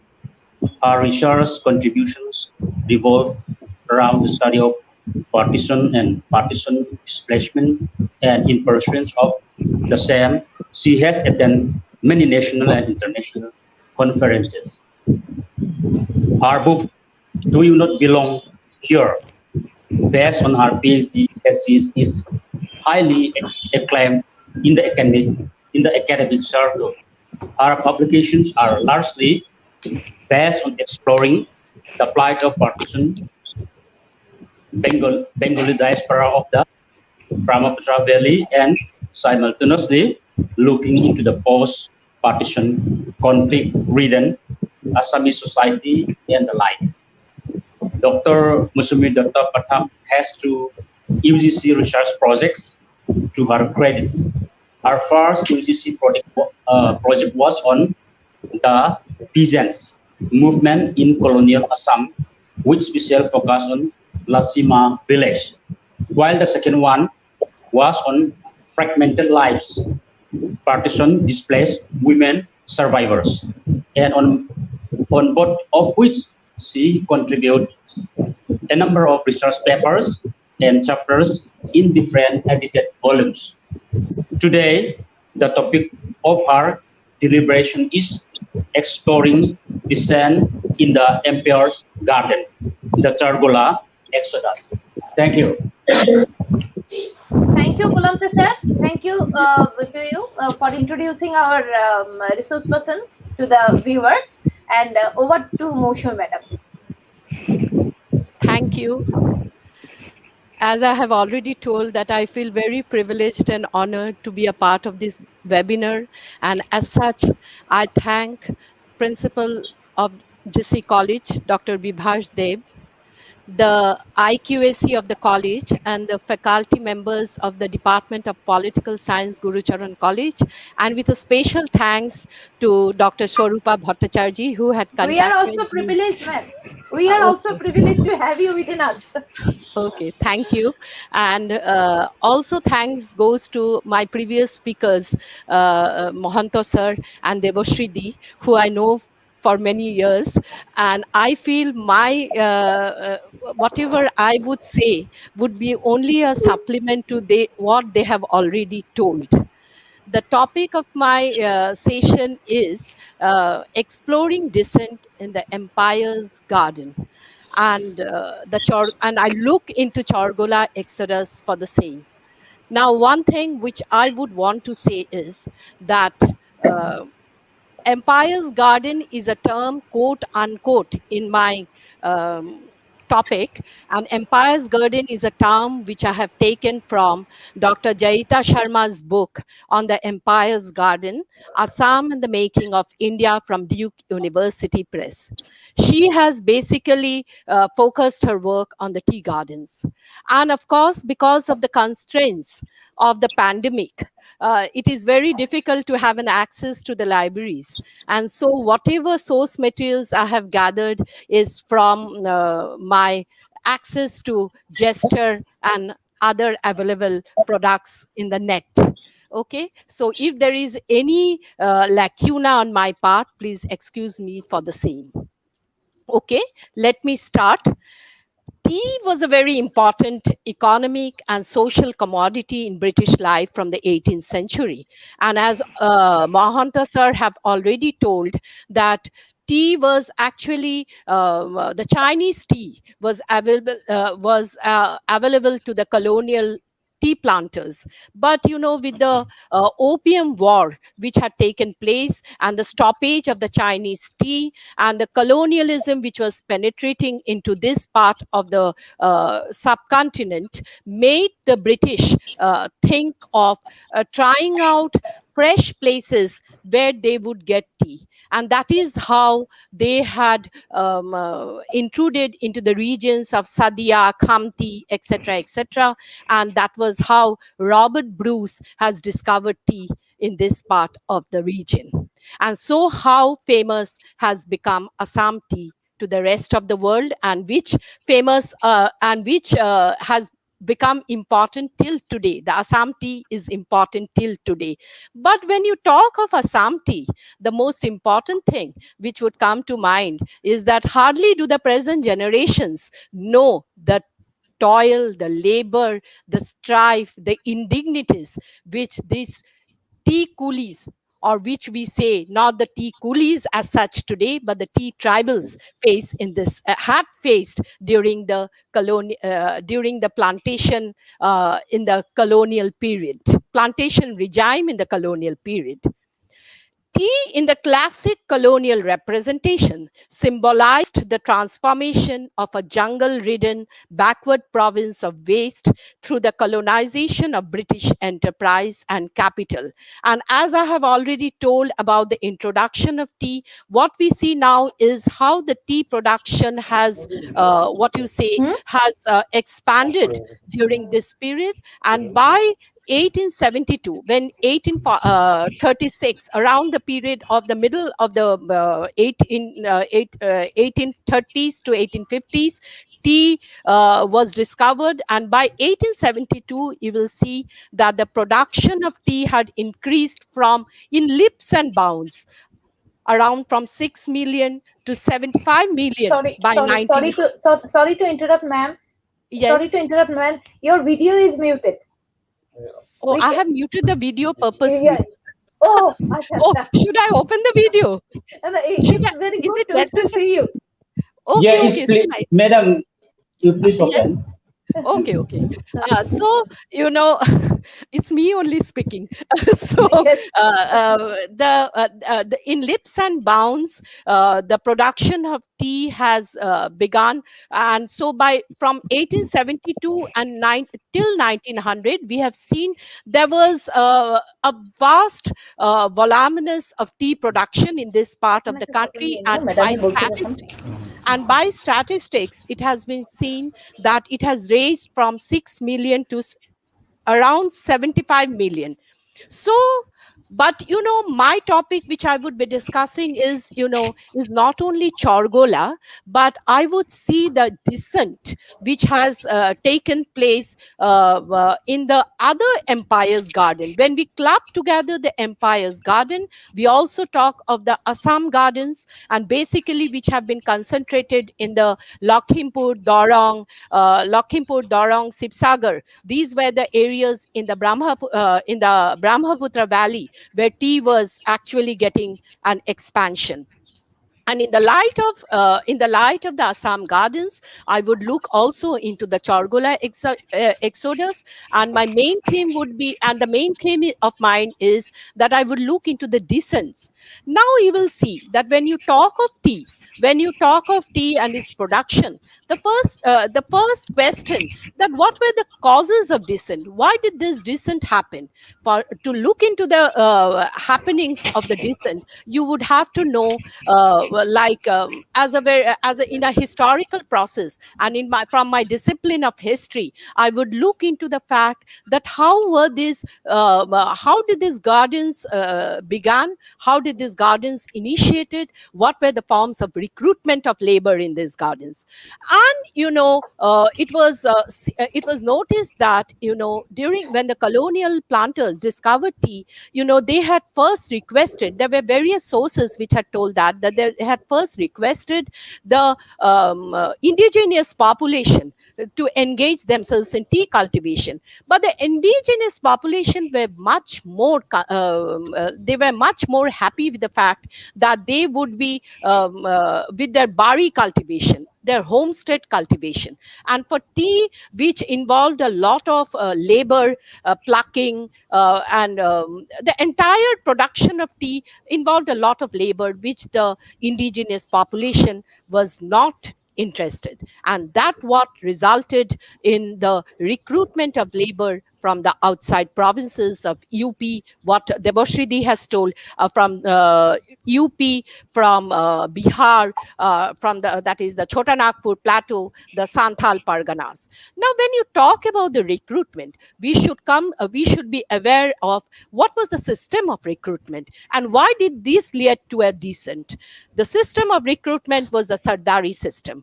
The Sardars were asked to go to their villages and recruit laborers from their individual villages. And when they brought in these villages, that what my previous speakers have already stated, that they try to lure them. And if you go through, Mahanta sir has mentioned about Kuli Kahini of Ramkumar Vidyaratna, where you will see that there were songs and ballads of in Kuli Kahini, where it is told, Cholo mini Asham jai re, Ashamete koto shukre. So these were the things which the Arakatis, in the Sardari system, these Arakatis were the people who tried to lure these coolies, but which is not cool, but actually now in present day, we cannot call them coolies, but what we try to assign them as, identify them as black tribals. Later interpretations in history have not because coolie is a very derogatory term, and so it is now has been told that they are called as black tribals. So these people, they were lured into the plantations, little knowing the fact that what would they confront to. But you will see that when they came, they were confronted with the very obnoxious indenture system, and obnoxious. By the end of the 19th century, there was the growth of this plantation structure woven around the indenture, woven around the obnoxious indenture system. Now, so with the expansion of tea also, there emerged the growth of this plantation structure, and the major part of the commercial organization of this industry was based on joint stock companies, which came under the monopolistic control of a few Calcutta based managing houses. Okay, and then there was the organization of production in the Assam Valley industry, which developed features similar to those of other parts of the colonial world, like those in southern USA. Now you will see that this labor force, they came under the control as a consequence of the British planters, which they established a quote unquote paternalistic framework. Paternalistic framework because these colonial planters, they assumed that these primitive and ignorant laborers were conservative by nature, suspicious of change, unambitious, prone to violence, easily excitable, and unresponsive to incentives. And so, therefore, extra legal authority was imposed by the British planters to protect the labor force from outside influence, and at the same time to discipline them in various ways. They were compelled to reside within the vicinity of the tea gardens, and this mobility within and outside the plantation and their mobility within and outside the plantations was severely restricted. They were isolated from mainstream India and from the outside world, and they were made completely dependent on their employers for every necessity of life. Here comes the question of the Indian Emigration Act of 1859, and as Mohanto sir has told about the Workman's Bridge Act of 1859, which made absconding, going outside the villages, absolutely a punishable offense, and they would be severely restricted to strict control in those regard. So ultimately, it was noticed that what happened in the Assam tea gardens was there was strict control, penal laws, flogging, illegal confinements, and there was another system which became operative, and that was the Chowkidari system. And what was the Chowkidari system? The Chowkidari system was the system of watchdogs. So that, Deboshridi has told about the discipline houses, but, prior to the discipline houses, there was the Chowkidari system, which looked upon the planters as watchdogs, so they could be penalized, so they could be flogged, they could be punished. Moreover, because of malnutrition, because of the different diseases that they were confronted with, it led to a high rate of mortality, and these were the harsh realities of the plantation life. Wages were below subsistence level. Finally, there was also the racial bias which was prevailing in the labor-employer relation. The employer, that is the colonial planter, always looked down upon the labor who were there in the tea gardens. So that's what I have told, that the British planters ultimately assumed extra legal authority to protect the labor force from outside influence and at the same time to discipline themselves. This was the situation in the tea gardens, and these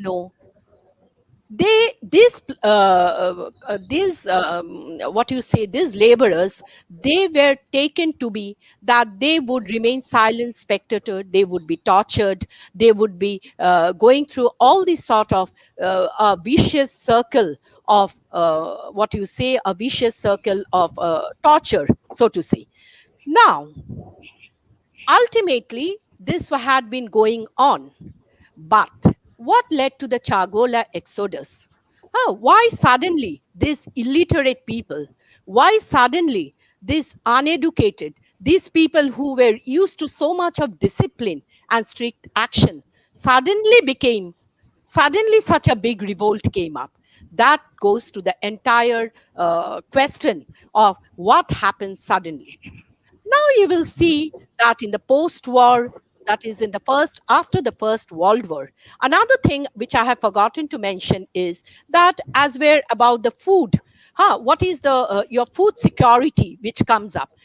As where the food security was concerned, it was noticed that, there was per kg of rice was given at 3 rupees subsidized rate to the tea gardens of Assam, whereas rupees 6 per kg of rice was bought by the Surma Valley people.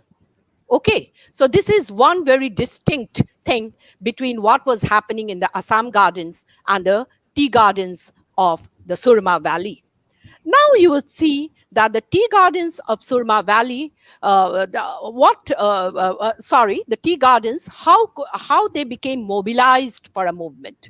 Now the post-First World War saw a great slump in the or depression in the tea gardens. And with this depression, what did the planters do? They further decreased the wages, and they further even they had cut short certain laborers.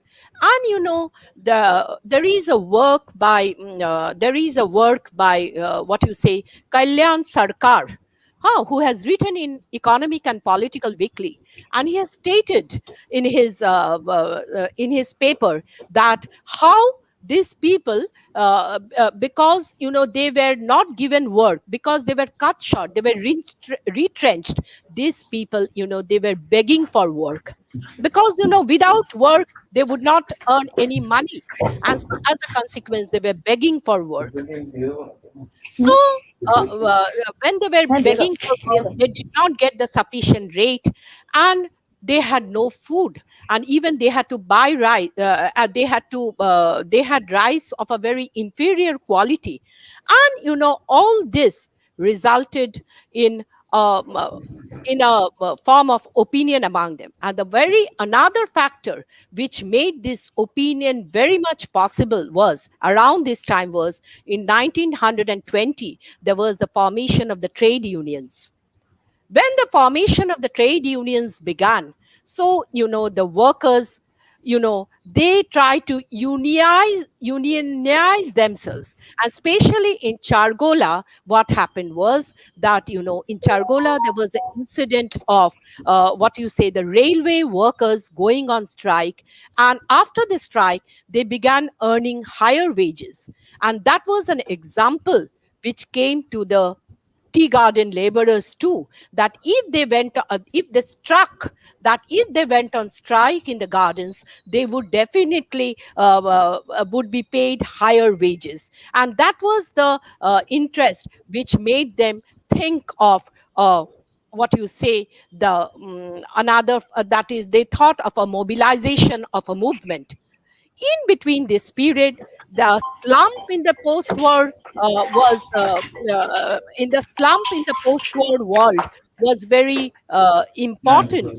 But another thing was, around that time, Mahatma Gandhi, who has come into the picture, he has tried to proclaim of not drinking tea. He had given a prophecy of not drinking tea. When tea was not being drunk, there was a lesser amount of tea which was required. When there was a lesser amount of tea required, there was a lesser amount of labor required. Lesser amount of labor means retrenchment of labor, shortage of labor force, and shortage of the payment of money. So all this ultimately led to the movement around that time. Now, please, I would try to say, when I look on to Chargola, I would first look on to the descent which took place in the Assam Valley Gardens. And I would just mention the name.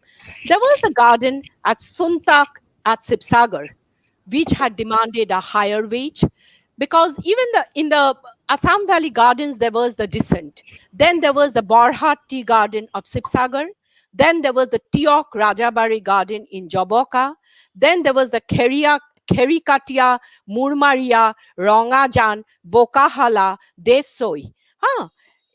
Tea gardens, all in the Sipsagar district. Then there was the Halem Tea Garden. And this Halem Tea Garden, the laborers, why did they go on strike? That was very important, because their leaves were not sanctioned during the time of Fakua or Holi. During the time of Holi, their leaves were not sanctioned. Then there was the Sonajoli Tea Estate. Then there was the Kachari Gound. Then the Dhendai Tea Estate. And there they claimed higher wages. And in the Assam Gardens, which I have already told you, I have already discussed, that there was given at rupees 3, there was given rice. But there was also a protest because of the fact that a very low and inferior quality of rice was provided. Then even protests began in Lakhimpur and Nagaon. Then there were protests even in the Assam Valley, Dibrugarh, where Kachojan, Borabari, Greenwood, Hazelbank, Mukalbari, and all these places, went on to what you say, that all these places went on protest. And it was around this time that the Chargola Exodus also took place. The Chargola Exodus, I told, the depression in the Surma Valley also was much more than what was taking place in Assam Valley Tea Gardens. And along with the appearance of Gandhi in the scene, I told about the anti-tree,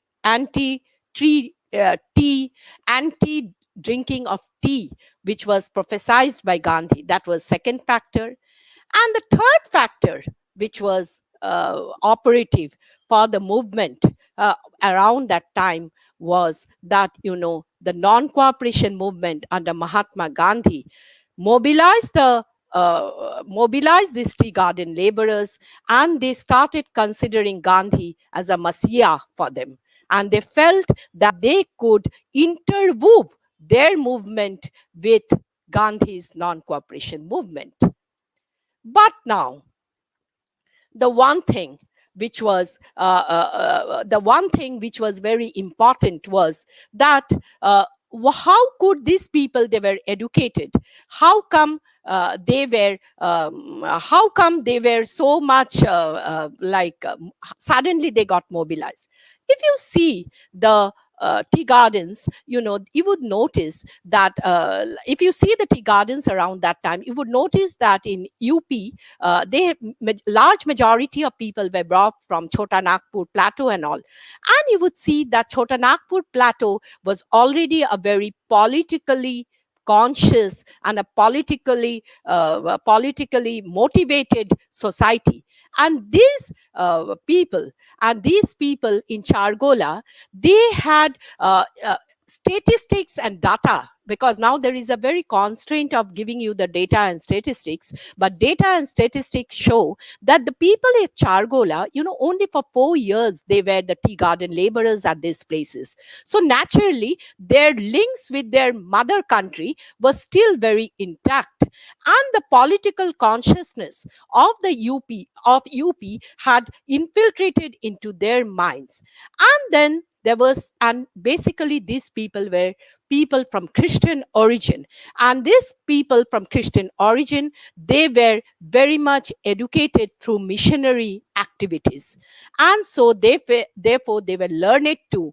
And it is only learning, because all of you know that after the percolation of Western education in our country is how people started to mobilize themselves. Okay, we became aware of situations in other parts of the world, like French Revolution, like Glorious Revolution after Western education. When we became aware of other mobilizations and motivations, so naturally, that is how the Chargola people also, with their deep-seated economy, because they were all converted Christians, and therefore they were their political activities and even their education. And there were not only the missionaries, but there were certain Bengali clerical staff also, like which we talk about babus. They were the people also underneath who were trying to motivate these people. So this was the situation. I would not get into much details about what happened during the Chargola Exodus. Much has already been told, and I would just mention that these people made the Exodus. This Exodus, not only Exodus, the forms of protest, according to Rana Behel in his article in EPW, again, because my access to EPW was the most important thing. And Rana Behel's, in his forms of protest in his article in EPW, he told that what were the different forms of revolt. The different forms of revolt were rioting, assault, and exodus. So these people left the gardens. It was certain women laborers who struck first in the tea gardens. Deboshridi has discussed the women, but it was the women workers who struck the tea gardens at Chargola. And from not only the women, then their male counterparts also gave them the support. And the Chargola Exodus, as we all know, that these people, they made their exodus, they left the gardens, they were tried many a times to be lured again back, because with a minimum wage to make these workers work was the prime motive of the tea planters. And these people, what did they do was, they moved on to Chandpur, Gwalando, Narayanganj. Okay. And then they also reached Calcutta. At Calcutta, they were given alternative employment. They were given alternative employment in mining federation offices, because they were told by certain people that they would be given alternative occupation. But whatsoever, the Chargola incident occurred. And Amalondev Guha, in his work Planter Ras to Swaraj, has already told, he has written extensively, that the Chargola Exodus, though a well known historical episode, awaits further analysis as a social phenomenon. The society, how the society has been how the society has been impacted with the Chargola Exodus, that needs to be, because today the presentation is only a presentation, but there should be people coming up with this sort of research in the future. Initially it was an economic effort, but ultimately what you will see, that from economic they moved on to various other aspects. Another thing now, the Chargola Exodus, the importance of Chargola Exodus cannot be ignored, but I have looked at Chargola from the light of other other descents which have taken place in the Empire's Garden of Jaita Sharma. So another thing is that, the Chargola Exodus, what was the consequence of the Chargola Exodus? The consequence of the Chargola Exodus, that it is believed that many people again returned back. And the real wages which had fallen down after the depression, it was tried to be raised. They were motivated to be given a higher wage. A higher wage was given to them, and when a higher wage was given to them, it was felt that they would return back. Many of the people had, it is believed that they returned back again to Chargola to work, but it was not compared, but very little compared to what was already, what has left compared to what has left. The returning was very less. Thank you.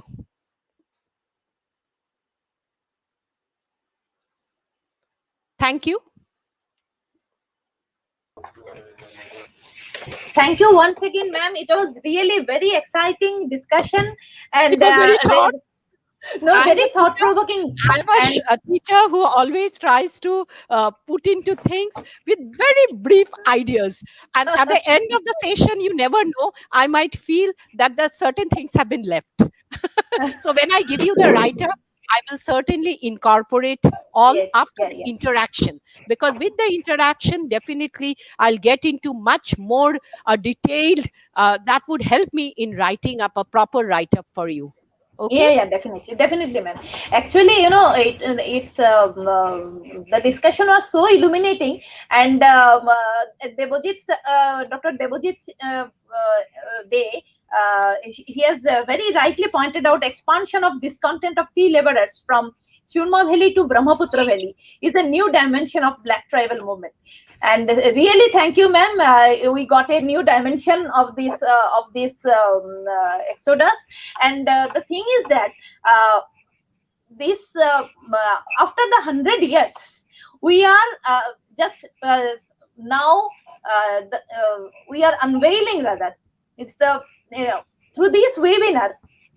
It's really a very encouraging thing that through this webinar we have successfully, I should not say successfully, at least we have tried to unfold the forgotten glorious history of the region, and that too after long 100 years. So that's really a great encouraging thing, and that's a very good, that's a very good effort on your part. Because this would lead to scholars from Assam University working on Chargola Exodus. Yeah, definitely. Another thing which is very important, which I have told already, that I'll always feel that I've left out something. How individual tea laborers, or I have tried to ignore the term coolie. The term Yes, it's a very disgraceful coinage. it's a very derogatory, and it's always known. And now, present day context, they have been always defined as the black tribals. Now, another thing, this individual tea laborers, how did they make a collective protest? For that, you may go on to Nitin Verma's work from Heidelberg University. His thesis is on this, that how tea garden laborers, from individual action, the individual penalization they felt, how did they move on to as collective protest? And when there is no mass movement, movements are never successful. Definitely, One or two movements will never, one or two persons fighting will never. It is only a mass movement which can make, and that is why Gandhi had become always, but one thing about Gandhi was that, though it has been said that non-cooperation movement had a linkage, but Gandhi has specifically stated in one of his work that never did he lure the tea garden laborers to strike with him. So these are all subject of debate and research. Yes, madam, really. And the feedback we are getting from the participants in the live chat box, it's very encouraging. And as we said earlier, that the Jorhat College is very very interested to go for more exploration so far as this Chargola Exodus is concerned. And this is really encouraging that this expansion of the idea, or I should not say the idea, the expansion of the studies is being made by the researchers, newer and newer researchers. And definitely we the academicians have definitely important responsibilities in this regard. But more than that, Vivekananda Babu has done an extensive work, and really is we extend our heartfelt thanks, and it's kudos to Mr. Mahanta that for being a non-academician, he has done such a great researchful work. It's really very encouraging. Then when we say this type of work, then we at least we can say that we are responsible towards the history. At least we are trying to be responsible towards the history. And when we find that this the study is getting expanded beyond the regional boundary, it becomes all the more successful. And here we find some encouraging, this statement, comments from the participants in live chat box. Pankaj Kanti Malakar is saying,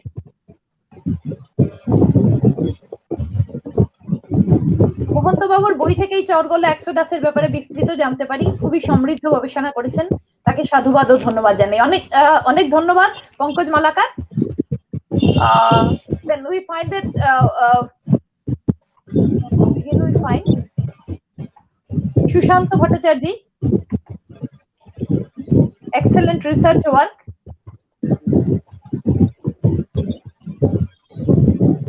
Bidyut Bora, congratulations to the Department of Political Science. Thank you, and to you too. For taking such an interest on the subject, and definitely we shall think to go for joint venture.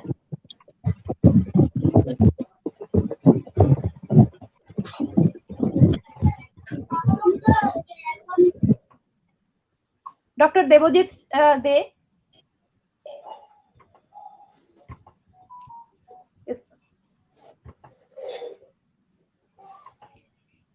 It's a new chapter. Something problem. It's Subhash Devnath sir has said, very informative and interesting talk. So really encouraging, Dr. Devojit De.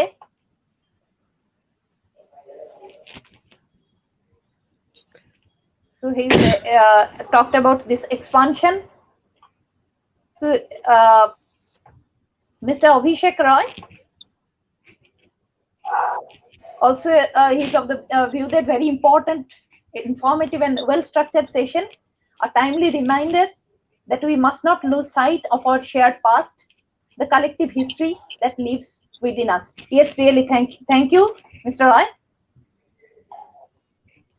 Moinul Haq, Moinul Da is a HOD history in Gurucharan College. Thank you for your encouraging comment. Excellent presentation. Shushanto Bhattacharya is also of view that beautiful analysis the historical events and suffering of tea garden laborers. Thank you. So far we are finding a very encouraging words, comments from the participants. So far, no question has been put by any participant, and we have here provided the feedback form link to the participants. Please fill up the form so that your e-certificates will get generated automatically. So it's really a very informative session, really very informative and encouraging session. Before going now, we are in the fag end of the in the program, but before just winding up the session, let me just quote a brief portion from a very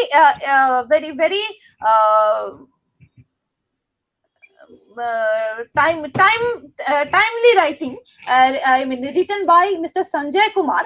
He is a researcher of the Valley, and his write-up has been published in last 14th August 2021 in Dainik Samayik Prasanga. He has written a very beautiful write-up there in the paper. The name is Nij Bhumite Firte Cheyechilo Tara, and it's really a very beautiful write-up. I'm just quoting from him in the last portion. তিনি বলছেন যে আসলে he has given a very beautiful description of the entire incident, and in the last he concluded his article with this observation. আসলে শ্রমিক বিক্ষোভের কারণ মোটেই রাজনৈতিক ছিল না, এর প্রধান ও একমাত্র কারণ ছিল অর্থনৈতিক। মূল কথা হচ্ছে বঞ্চনা ও অমানবিক আচরণের ফলে শ্রমিকদের মধ্যে যে বিক্ষোভ দীর্ঘদিন ধরে পুঞ্জীভূত হয়েছিল, 1920-21 সালের অসহযোগ আন্দোলনের সমর্থনপূর্ণ পরিস্থিতিতে গণবিক্ষোভ, হরতাল ও ধর্মঘটের মাধ্যমে তার বহিঃপ্রকাশ ঘটেছে। ইতিহাস আমরা পর্যালোচনা করলে বারবার দেখতে পাই যে মানুষই পারে একমাত্র সমস্ত অত্যাচার বা অবিচারের বিরুদ্ধে রুখে দাঁড়াতে, এবং সেই প্রকাশ আমরা সেই সময় দেখেছি একদল সো-কল্ড অশিক্ষিত মানুষের মধ্যে এবং মহিলাদের মধ্যে, যেখানে আমরা দেবশ্রীদের কথাই পেয়েছি যে উইমেন পার্টিসিপেশন ছিল প্রায় 50% মতো। It is a really encouraging picture. এবং সঞ্জয় কুমার লিখছেন, লেখাটা শেষ করছেন, ভীষণ সুন্দর ইমোশনাল একটা টাচ পাওয়া যায়। আজও সেই দৃশ্য যেন চোখের সামনে ভেসে উঠেছে, যেখানে অত্যাচারিত, লাঞ্ছিত, অপমানিত অসহায় শ্রমিকেরা দলবদ্ধভাবে তাদের অব্যক্ত ব্যথা বুকে চেপে শিশু সন্তানকে কোলে নিয়ে গুড়ি গুড়ি বৃষ্টির মধ্যে অশ্রু সজল নয়নে দেশমাতৃকার স্লোগান দিয়ে রেলপথ ধরে এগিয়ে চলেছেন তাদের নিজ ভূমির দিকে। এই যে নিজ ভূমির দিকে যাত্রাটা, এই যাত্রাটা যে যাত্রার রেসটা আজকেও কি কতদূর শেষ হয়েছে বা আজকেও কতটুকু আমরা মনে রেখেছি, এই ওয়েবিনার সেটা দিয়ে একটা সামান্য চেষ্টা, it's a small attempt on the part of the Department of Political Science, Gurucharan College, Silchar, in collaboration with IQAC DC College, to study the incident. যদি আমাদের এই প্রচেষ্টা এতটুকু কাউকে যদি এতটুকু রিসার্চের পথে এগিয়ে নিয়ে যায়, কারোর মধ্যে যদি এতটুকু আগ্রহের সঞ্চার করে, তাহলেই the entire report we will be considering that our effort successful. So thank you once again. It's a customary rule to a vote of thanks is a customary rule for any program. I would thus like to invite our esteemed colleague Dr. Shumita Bhattacharya to please come with the vote of thanks. Over to Dr. Shumita, please. Go ahead, answer. Thank you, Shorupa, once again. Good afternoon. Respected Principal, JC College, eminent resource persons, esteemed colleagues, invited guests, my beloved students, participants, and friends. Hope that include everyone. It's my privilege to propose the vote of thanks on behalf of the Department of Political Science as we wrap up today's webinar entitled Revisiting Chargola Exodus in its centenary year 1921-2021. At the very outset, I would like to extend my heartfelt gratitude to the principal of our college, Dr. Bibhash Dev, for his gracious presence and participation on the occasion. I would like to place on record my sincerest thanks and gratefulness to all the distinguished speakers of the webinar, Mr. Vivekananda Mohanto, Dr. Debashri Dotto, and Dr. Moshumi Dotto Pathak, without whom the program could not have been conceptualized. You all have taken time out of your busy schedule, academic or otherwise, to be present today in our midst and deliver your valuable speech and enlighten us all on an oft-forgotten chapter of Indian freedom struggle. We are indeed thankful and grateful to you all. A special round of thanks and applause goes to Dr. Debashish Sharma, a very loving colleague from the Department of Mathematics, for all the technical help and support. He has always extended his helping hand whenever we needed him. Organizing a program under the aegis of the department has always been a team effort. This event is also not an exception. Dr. Shorupa Bhattacharya, head of the Department of Political Science, JC College, needs to be acknowledged and appreciated as she led the department in organizing the event. Dr. Venlande Pulamte, Mrs. Dipanita De Purkasthok, Mrs. Koel Pal, Mr. Shukanto Sinha, you all have been instrumental in organizing the event. Thank you all for your collective contribution to the program today. I Thank you, also Samita place on madam. record. Yes, please continue. I also place on record formally and cordially my sincerest gratitude and thankfulness to all those who have been with us in the audience. So as I sign off, I thank you all once again. Thank you, Dr. Sumita Bhattacharya, for the presenting a vote of thanks is a nice way. Though vote of thanks is a formal sign to just conclude the program, it's a formal sign, but still we can say that there are some two more comments. One is Jayati Bhattacharya madam. Jayati Bhattacharya madam encouraging us. She's saying that congratulations to the Department of Political Science and IQSC, Gurucharan College, Silchar, for organizing this very important and informative seminar. So thank you, ma'am. Thank you. She is from Shillong Women's College, madam. So thank you to you too, Dr. Debojit. He has also made some query to Vivekananda Mohanto sir, but as we have already gone for a vote of thanks, so sorry Debojit sir, you please make a personal query with Mr. Mohanto, so that he can answer you, because we have already made vote of thanks, so we cannot take more question right now. So thanks a lot to each and everybody present here. Just quoting Shumita madam, that we, but for the as she says, but for the participation of the participants who generous participants, the entire program would have been meaningless. So with this all these observation, let us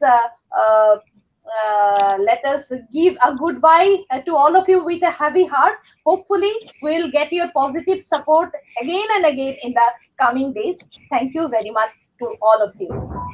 Goodbye. Thank you. Let's leave the session. Thank you. Thank you.